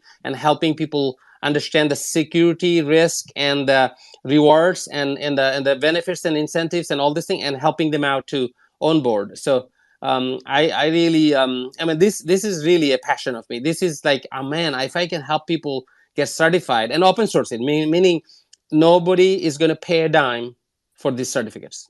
Nobody. I'm going to put in whatever the infrastructure cost is. I'm going to put that cost, the ETH transfer, or the transferring. So I hope Soulbound doesn't work on Matic. I think Soulbound is an ETH thing. It might cost ETH.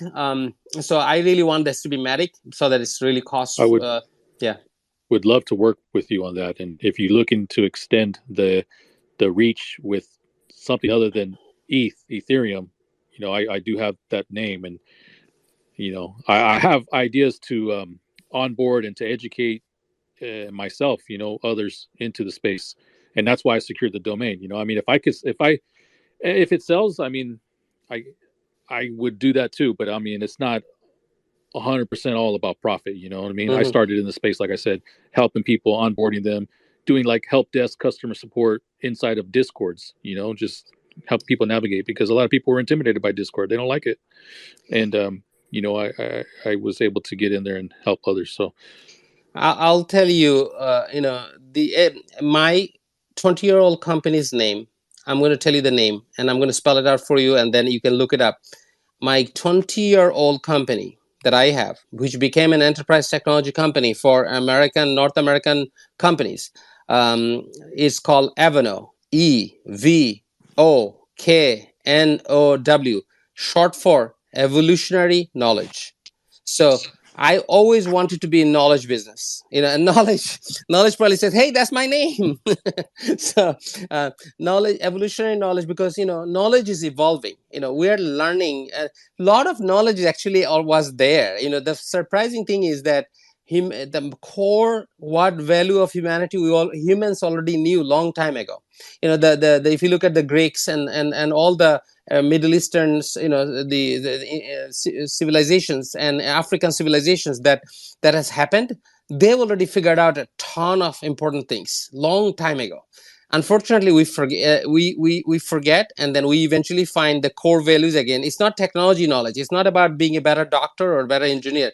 It's about what the hell makes us human, and why do we want to be social?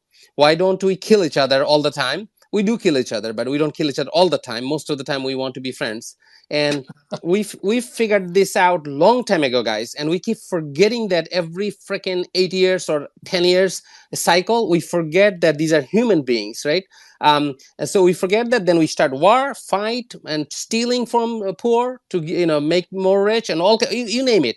But we forget. But those are the value that was figured out long time ago. That's why the world keeps evolving, but it's not like it's just that's why our knowledge is evolving, and that's the core thing I want to stay with, is that how do you help people fish? How do you help people learn to do something instead of just handing out dollar bills? How many?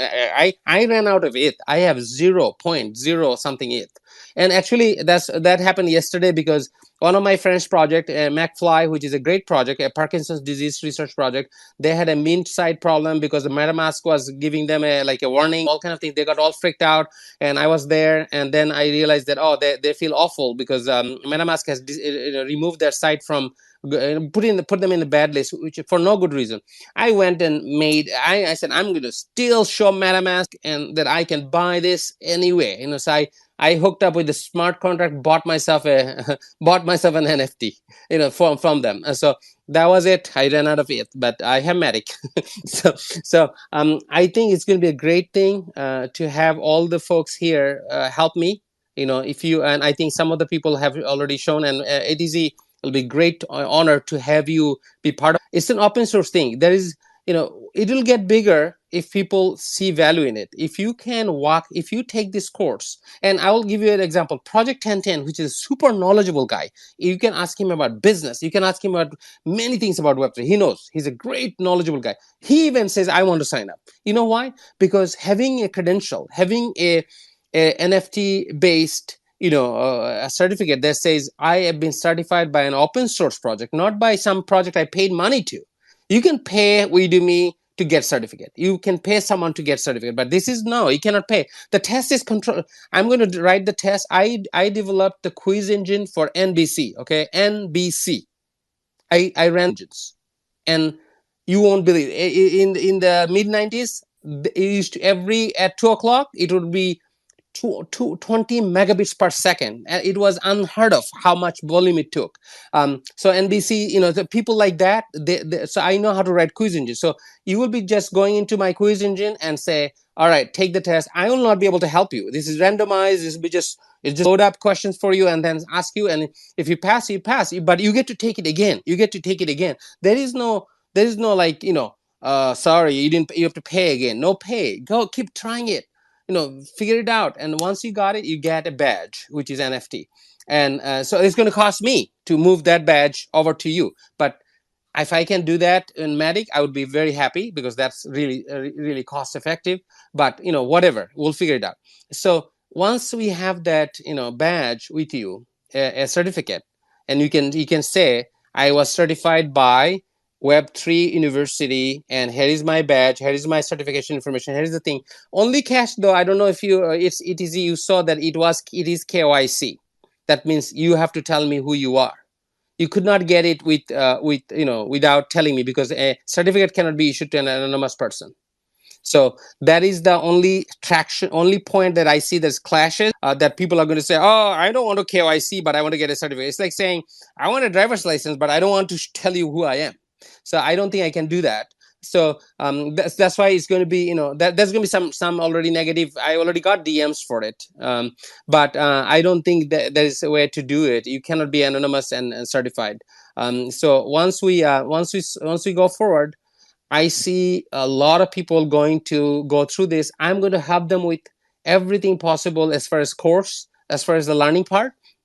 and then hopefully they will go out and make some money on it. And you can see that, I don't know if you saw that the titles of the first, I designed the title based on an university's, the way a university works. So instructional computing consultant, ICC, is the first title for Web3. ICC level 1, ICC level 2. So what that does is that tells someone in a high school who's a principal who has gone through universities. He said, "What? I know what instructional computing consultant is." So I connected those little tidbits so that they can all feel good about, like, oh yeah, you have an ICC certification. Wow, that's so cool. Go ahead and teach my students, or teach my friends, or teach my employees about Web3. So I think if we can open that door by having a certificate, and then people can verify the certificate. That's why the web3university.eth will be a one-way transaction. Receive anything, it will only give. It will be a certificate handed over to Knowledge, certificate handed over to Blam, certificate handed over to ETZ, like that. Mr. Wu, like that. It's going to be so you can go to that blockchain scan, and you can see that certificates came from this. Now if I cannot do soul bound, meaning I cannot lock it in, Blam push that certificate to someone else, it will say, Blam got it from Web3, but he pushed it to someone else. So that's where the certificate path will be discovered. But I'm hoping the soulbound concept will come in, and we can just lock it in to that wallet. So you can sell the wallet to someone, and someone will. I cannot stop all kind of theft, but it is an amazing project, guys. I want all of your support, because this is going to be big. NFT Talk is very interesting, and it is part of NFT Talk, because what is a community tool that doesn't grow the community? So I posted a few weeks ago that the biggest problem with Web3 for technology companies like mine, problem is I have to teach people. I have to build the technology and also teach people how to use it. I have to do the education piece. You don't see that for car companies. I can make a new car called, this is EV16, and I said this is basically a car. It's just different motors and blah. You can just get in there and drive away. But when I'm building a technology here in Web3, you cannot, because people don't know what it is. We're like, oh, I don't know what to do with it. So the problem with that is that we have to build the audience, which is really difficult. So with this course as open source, I think so many people are going to get certified, and then they can go out there and help themselves as instructional computing consultants in their country. They can localize it. They can use different languages. And I see a world of interesting thing from it. And with your help, it will get out there. And what will you benefit financially? Well, I have to figure out that I have not figured out that for myself. But I think being a consultant, being a certified consultant, should have value outside the outside the Twitter space, outside the space. So I mean, that's what I'm hoping, that people would be valuing that.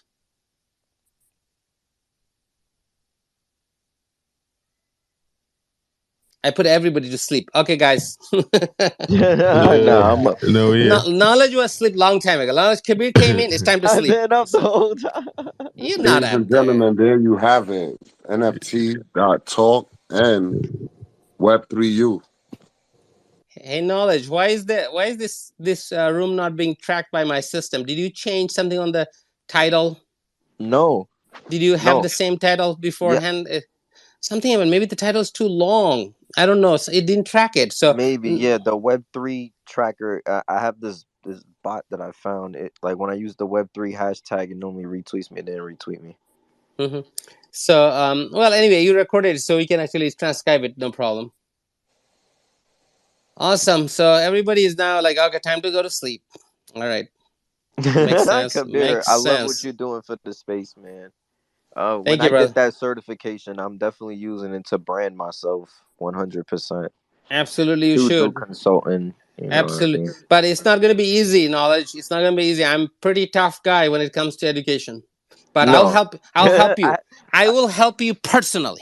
I will help thank anyone you. anyone in this room that wants to get help from me. I will help you, because I am around, right? I'm around. Instead of talking like this all over the map, I will just have a specific topic, and we'll say, look, let's learn this. And then the cool thing is you'll be able to test yourself very easily. You'll be able to test, and eventually you'll if you take enough tests, you will be able to game the test in a way, because that's how people do it, taking the test again and again and again. But that's okay. We're not here in competition. We're here to say, by taking the test, you're actually learning. So you're going to learn the right answer, and every answer is going to explain it, why it is right answer. It's not like, oh, I'm sorry, I'm just going to tell you you're wrong and bye. It has to tell you why it is right, and then that's how it's going to work. So it's a work in progress, but I just wanted to share that this is a mission. This is a mission. I designed it,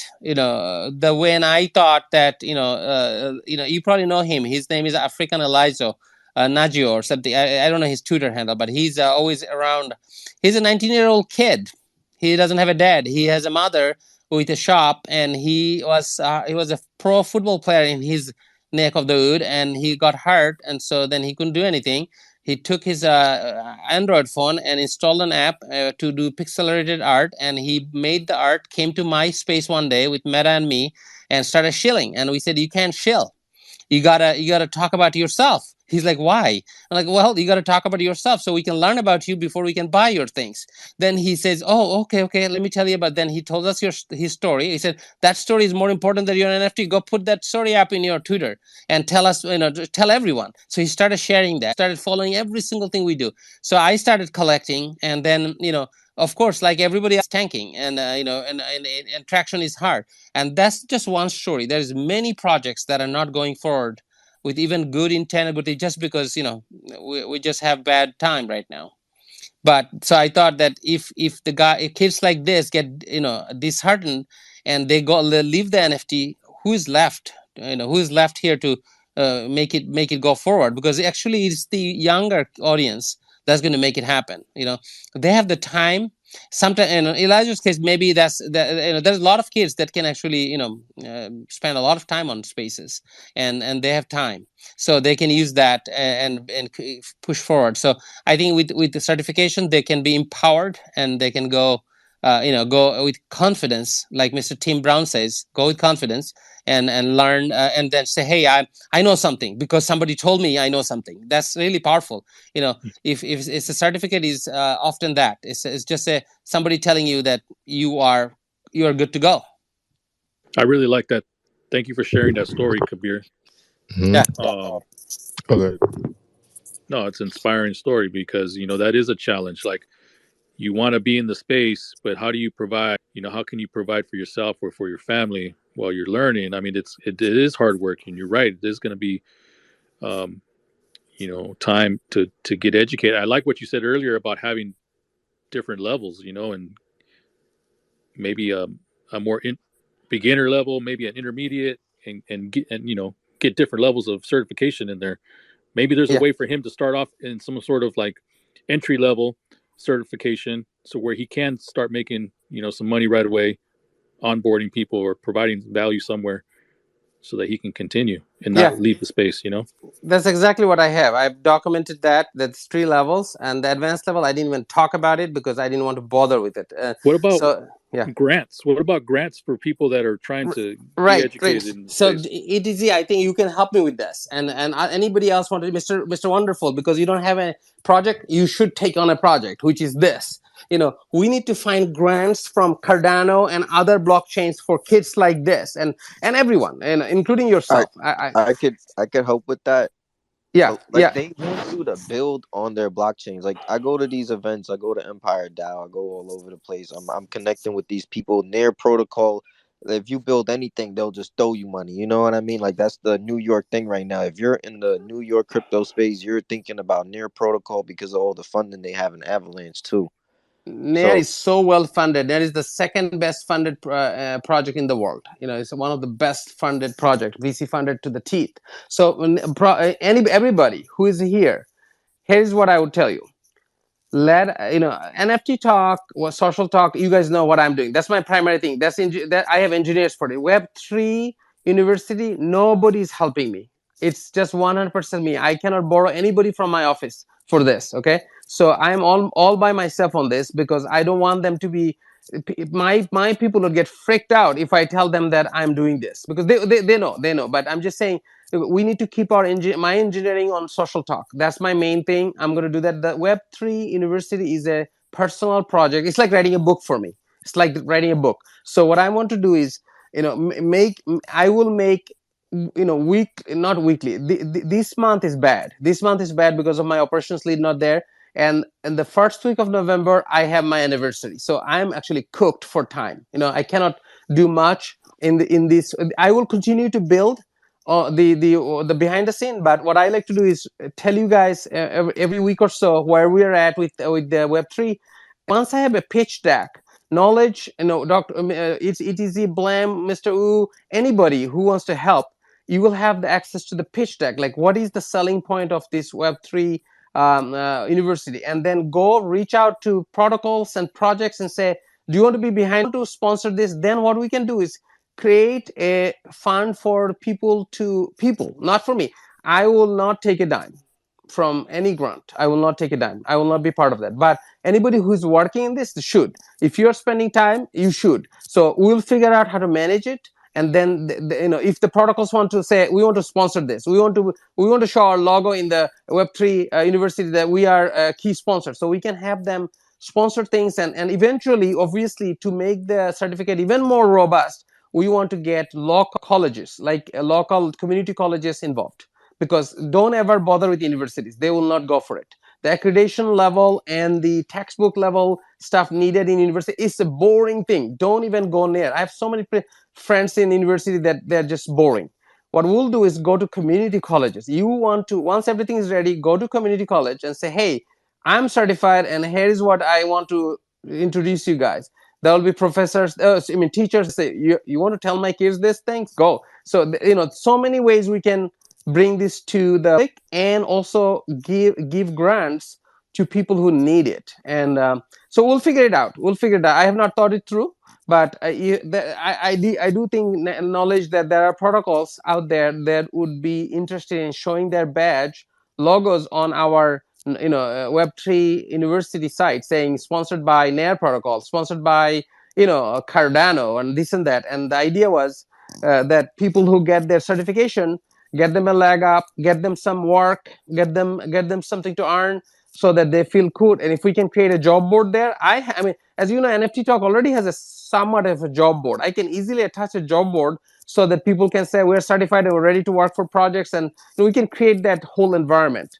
And everybody who is interested, we'll figure out how you guys get compensated for your time, because everybody needs to kind of feel good about it. You can't feel good if you're just always donating. Now you will say, Kabir, again, what about you? I mean, don't worry about me. I'm the platform guy. I'm going to make money from my platform. My vision is somebody needs to say, Kabir, you did all these things, and what do you want to do? I want to build a social talk, the open source version of it, and I want to just give it to people. Okay, how much and what do you need? I told you guys, and that's what I am going for. So this helps the cause that I am part of. So I am not benefiting. I'm always benefiting. This is not a benevolent thing for me. I'm not trying to be that. I've never been that. I think I want to be helpful, but not I kind of don't like that. I'm giving it to the community and not getting anything back. I'm getting everything back, which is your support, and obviously it excites me. It's exciting. It's exciting thing to see, be part of it. So this is super cool, guys. Thank you for the time, and I hogged all your time, and knowledge is fully asleep now. Yo, you funny. No, definitely. But thanks, sir, Kabir. And of course, I always appreciate love, and of course, I do know everyone appreciate love your insights, and of course, all of the alpha that you drop. But as we're winding down, yes, we are all here in this Web3 water cooler space, and it's been a great one. We had a decent, thankful for everyone who support and were a part of it. And yes, it's just to kind of go over some things. I mean, community, it's really about kindness, and we're compassionate people as people who like I would think once you have a child, you develop certain level of empathy, and that's just the energy we bring towards the space. Like I can't stop express how much I appreciate love Yeats, It Easy. He doesn't have a project. I was shocked when I asked him which one of these project NFA or which one was his, and none of them was his. And this man, he saw me doing my artwork, and of course he did um, a more professional version of my newsletter speech background. I went ahead and I wanted something professional for the cover of my podcast, and there was Yetizi, a community manager, supportive for nothing at all. This is just what he's doing because he loves this. Knowledge, he's here. He can tell you, like, he's just transparent with his information as it relates to trading and all of that, you know what I'm saying? And like I could ask him a question and there he is on YouTube doing his research, sending me links. Like these things I can't pay for. So I find myself amongst kind people, and I appreciate she love that. Like Mr. Wonderful. Respect, I met him at the IRL event in New York, Crypto Mondays. Looking forward to that again. So yeah, we're just building and support because like I made a speech, a lot of the innovators, they come up with ideas that's in their head. That's all. That's just where it is in their head. It might just stay there, but there's something that I resonate with about like particular individuals, and yes, I just trust in that, and yeah, know that we hope for the best, and yeah, so we come to a water cooler. Go ahead, eat. Well, I was just going to say, we are putting together something, and in my opinion, that will be a lot bigger at with the light at the end of the tunnel. We're networking, we're building these relationships, and eventually, I think that the fruits of our labor will say it all. In the end, like the ones that are going to be here. Yeah, the ones building, educating, learning. Yeah, right now it may not look like um, something that on the outside looks like it's going to benefit, or how do I say this? Maybe it's just talk right now. Maybe it's just ideas, but I believe that with the knowledge that we have from each individual and this community that we're building, that we will build something bigger in the end. So be on the lookout, because we're coming. We're going to be doing something big. That's what I think. And Kabir, Yes, I sir. a message on LinkedIn.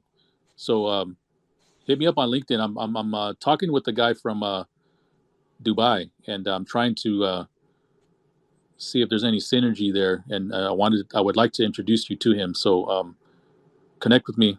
I reached out to you.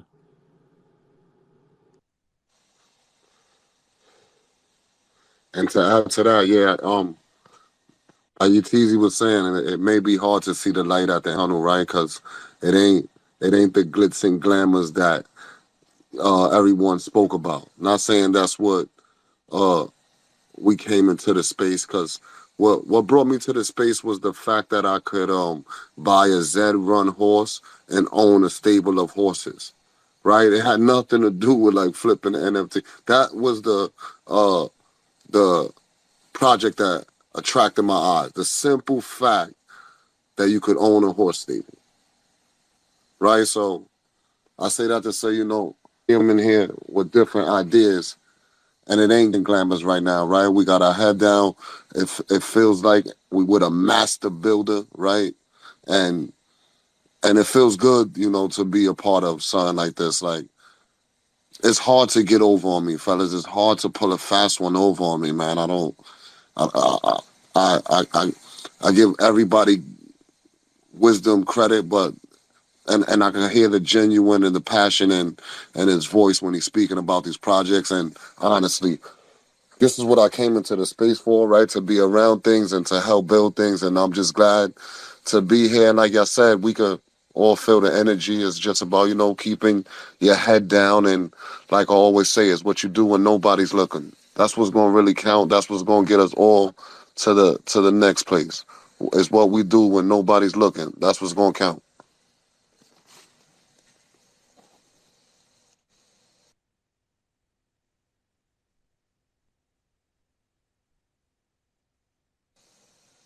That's a fact. Right. So, and it's about the thing about Kabir, and it's something I speak to Knowledge and Blim about often.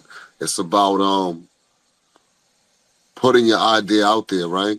Because if you don't put them out there and you don't execute it, there's no one to hold you accountable. So you could just not do it and nobody knew.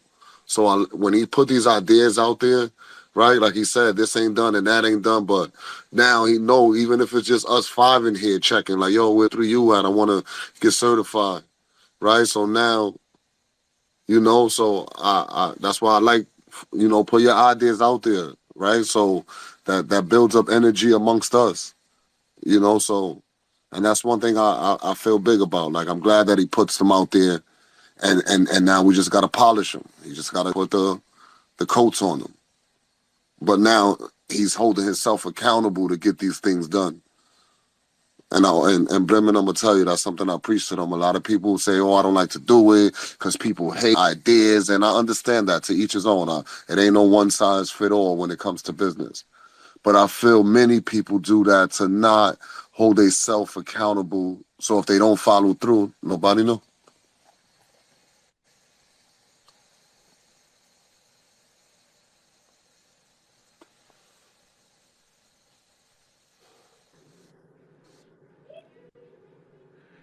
I just want to say real quick to the rest of the people in the room. I know, I don't know if you guys wanted to come up and ask questions or say anything, but I appreciate you guys being here, listening to Kabir, myself, Mr. Wonderful, Knowledge, Blim, and I got to get my boys to sleep, so I'm gonna. But Blim, thank you for inviting me to the space. I look forward to your other space tomorrow, and look forward to the next water cooler talk. Yo, I thanks for appreciate you stopping all the by, time, bro. brother.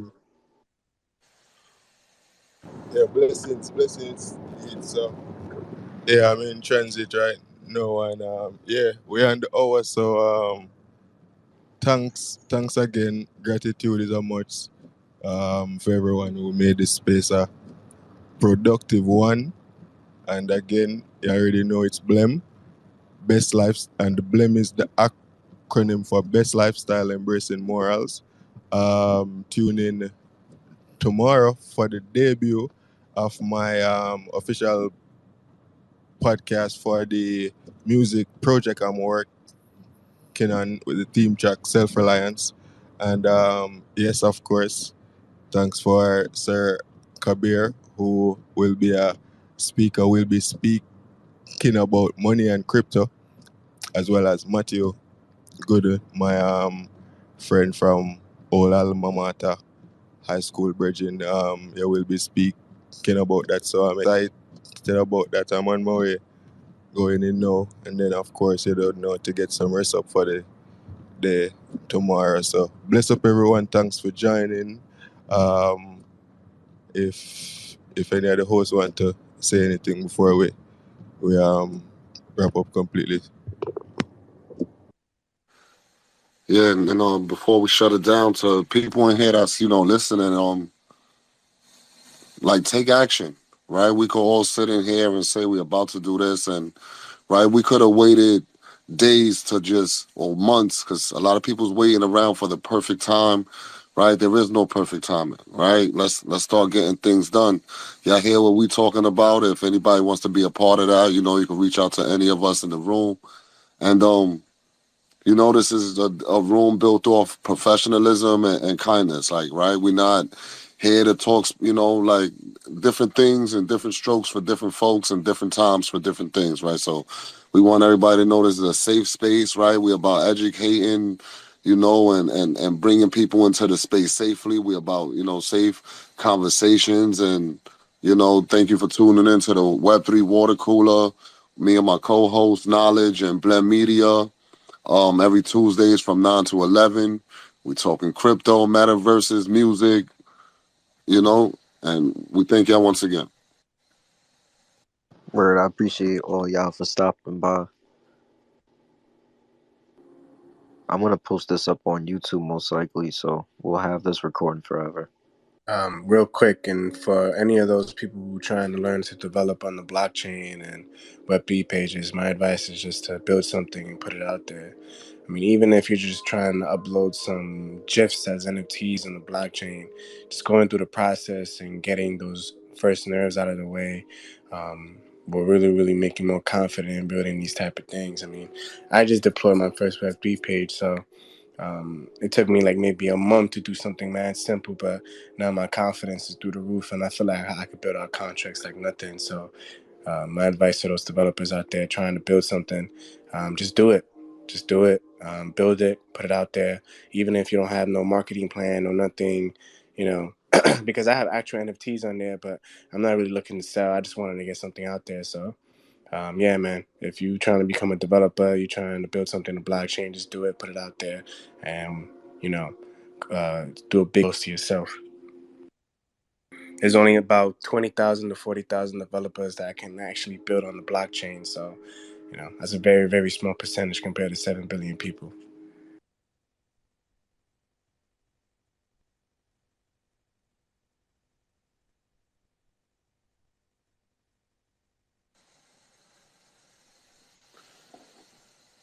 I mean, this is not like a end all be all. Guys still want to rock out and want to chop it up about different things. I'm in here, but if guys got to go, we also understand that too. Talk to me, Knowledge. I know Blim is in motion. What you up to? I'm gonna be in motion in a little bit.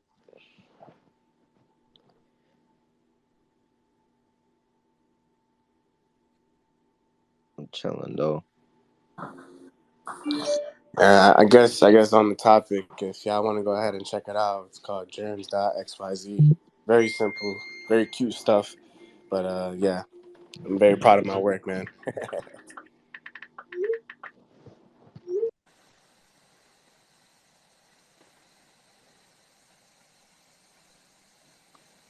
You said germs.xyz. Yeah, germs, GERMZ.xyz.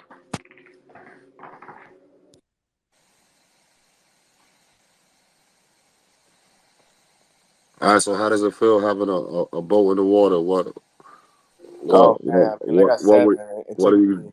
I've been What working. what is your like? Okay, so let's get back to the topic of the question. What does success look like for you in Web3? Like, Oh what are man, your goals out here in these Web3 streets? at first it was scary, man. Because like you said, there's a small number of people doing this stuff. The documentation is very, very. The number of people putting on documentation to teach people how to build this stuff is very, at a minimum. So it's not like someone, is building a Web2 page. There's so many resources out there. I came across so many problems that I kind of had to figure out on my own. But ultimately, now that I finally put it out there, I mean, it's a beautiful, beautiful feeling. I feel out of bliss, to be very, very honest. And now, like, the confidence is to the roof. Maybe it can be mistaken for cockiness because I feel like I can build anything now. But that's my high, and I'm gonna enjoy it, and then I'm gonna work on maybe building out something better the next time. But yeah, man. And like I said, man, it's a beautiful thing to put something out there.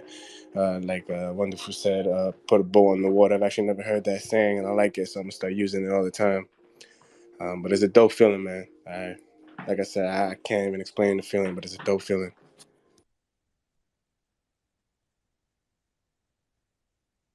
And again, uh, everybody out there, y'all know that business is not a one size fits all, right? So there's different strategies for different people, right? I do speak to a lot of people that tell me that I need to just, get a bow in the water to do those different things, to get your nerves out the way. And, but everything is timing also, right? Because like I said, my goal while coming in here was the owner of a stable of Zed run horses, right? So now all of these other things, you know, I see are possible. And that's why I always like to, preface my convo with we all came in this space by different ways and learn from different people. So nothing I say is, gospel. But might have to look into that though. Because I'm big with marketing just because, that's just something that's what I do, marketing and communication. So even if it's, and like I said, I'm about scaling up. I hope a lot of people are not afraid to scale up. You can go from because the goal is 1,000 true fans, right? If you got $100 project and you can drop 1,000 piece a year, that's 100 grand you made off that project, right? If you have a $50 product or whatever service, then you got to drop 2,000 pieces. So that's why my goal is different. Like now I want to just build with people and eventually put out products. But right now I'm just good with building people and helping taking shit to the next level. Yeah, man. I know for me, initially, I wanted to get into this to kind of like quit my job and kind of have like that freedom to be on my own time. I mean, like I work on contract right now as a developer for some insurance company, no benefits. It's not really ideal. So I came into this blockchain world not really knowing a single thing. Started doing some research, started learning things, started learning about something called NFT, learning about cryptocurrency and how Bitcoin was cents to the dollar, and now it's worth I think like 10 grand, I don't know, something like that. So I know for me, I'm just trying to get free, trying to be have a lot of free time in my hands, build products, build technology. I know that's my passion is technology, and so like I said, I guess that's why this project I put out hit me a little differently because this is my passion, this is my goal in life. So you know, you work hard, man, you can achieve those things. Definitely a fact. And my guys know that's something I preach all the time, right? Hard work gonna beat talent if talent don't work hard. You can have the dopest idea, because at the end of the day, all of that is subjective, right? You can have the best apps or whatever you may think, and if you're not really putting in the hard work behind it, you have less of a chance of making it than 90,000, 100,000 people around the world going hard. Because you could go hard and still not make it, but at least you gave it your all. So that's why right now for me, I'm just soaking up all this game. So by the time, because I do see me sticking around for a while, and I'll put myself on a 10-year plan in this space because I don't, right? So if I could drop products and, for the next 10 years, once a year, twice a year, and, I'm out the way. I always like to know, what success means to you. Success means a lot of different things to people. Some people want to put out a 10,000 piece project and, you know, I don't mind grinding up from 100 or to 500 to 1,000 to, right? Because I'm here for the long haul. Facts, bro, facts. And I know for me too, I know in the long term, I like really, really want to help out community a lot, whether it's in the Bitcoin community or in Bitcoin, in the crypto community, Web3 community, or whether it's just my block, in the Bronx. Hey, yo, so you in the city? I'm doing a web. I'll send you the flyer and everything. Like, I'm doing a Web3 Halloween because, we all know a lot of this space is happening in silence, right? You could be in the house with people and you can't even talk. It's not that you can't, they just at the moment not interested in crypto. And I understand that because it was a time and point.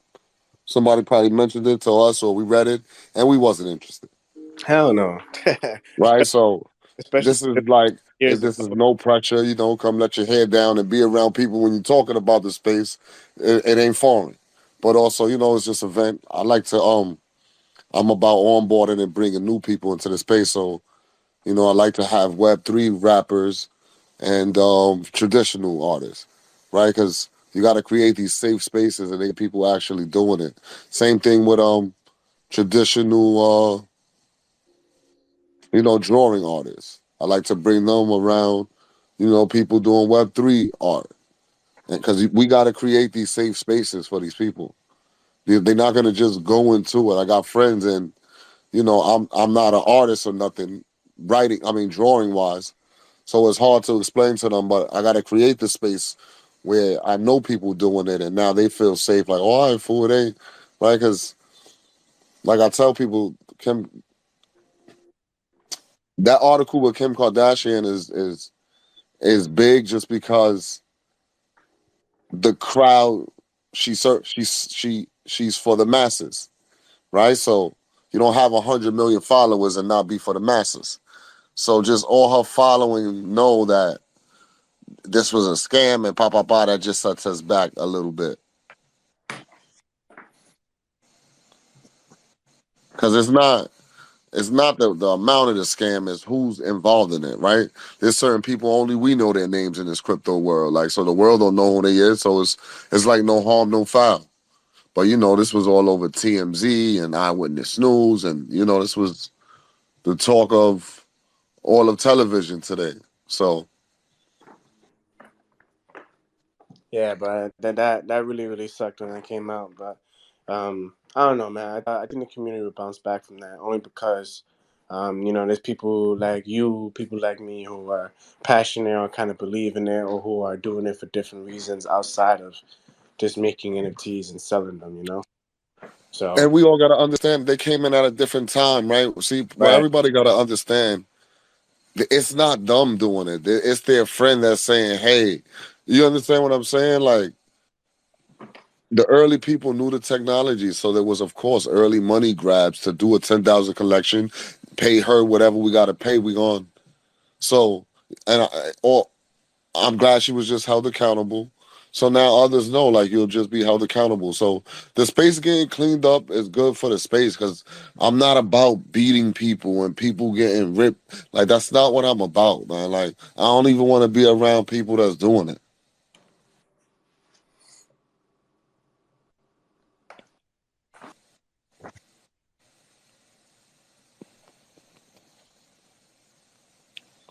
But, just,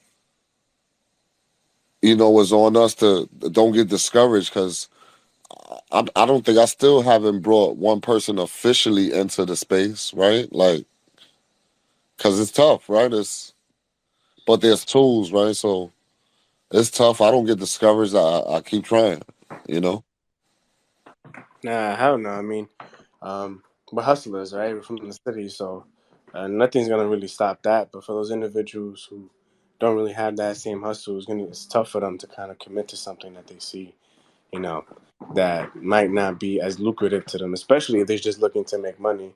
Because I feel like anyone coming into the space to make money, I feel like that's kind of a how do you say it? Like that's a narrow way of looking at the space, right? Because the space can offer so much more to you, so much more than just money.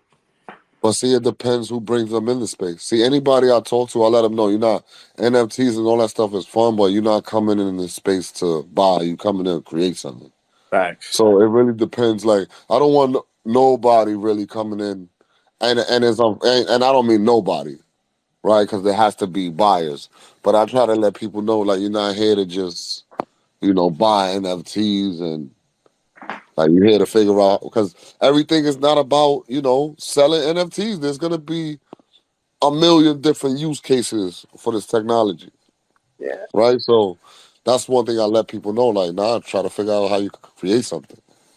And I didn't even know that people were making Web3 pages for music, man. When I heard I think Blem talking about that, I thought that was awesome.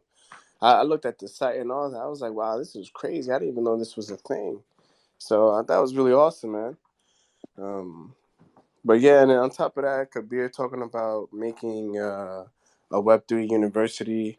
That's awesome because and that's well needed too. Because like I said, I was trying to build this thing and there was some problems and errors and things that came up that I really had to figure out on my own because especially building on Solana. I built it on the Solana network, and the Solana network is even younger than the Ethereum network. So trying to build on that network, it was crazy, man. So that Web3 university would just build the bridge for the gap kind of thing, So I mean, There's a lot of good enthusiasm around Solana right now. I've seen a lot of really good articles come out about Solana actually. yeah, it's very cheap, bro. I mean, I'm pretty sure one of the big things you heard is very very cheap gas prices. No, Very it wasn't even about gas prices. It was just about they just grabbed a nice percentage of the market this past quarter.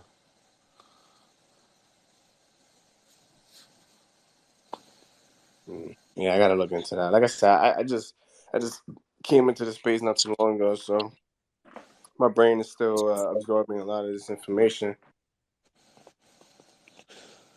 Yeah, I pay attention to different things. Like I'm not really in that ecosystem, so I really don't focus too hard. But yeah, the article did come across my.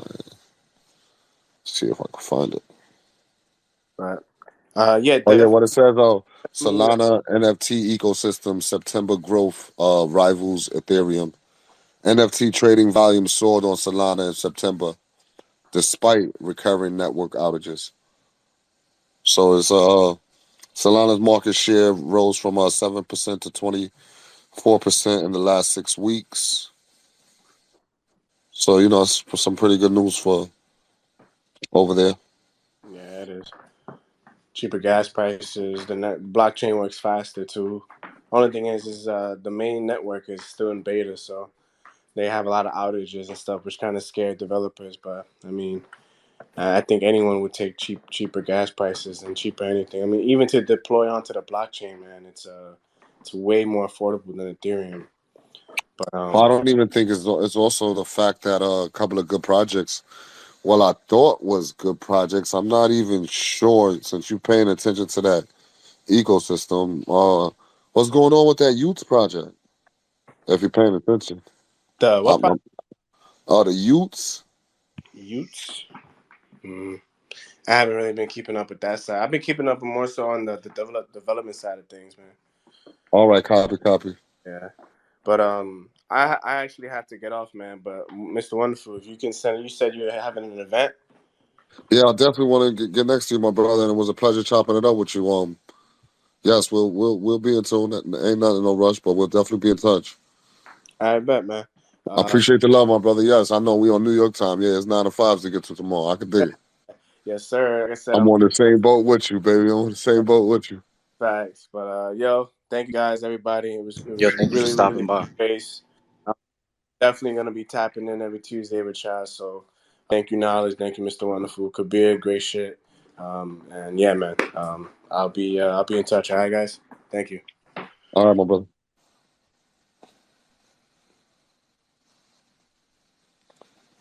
Nola J, This what's was a up, nice baby? space, productive.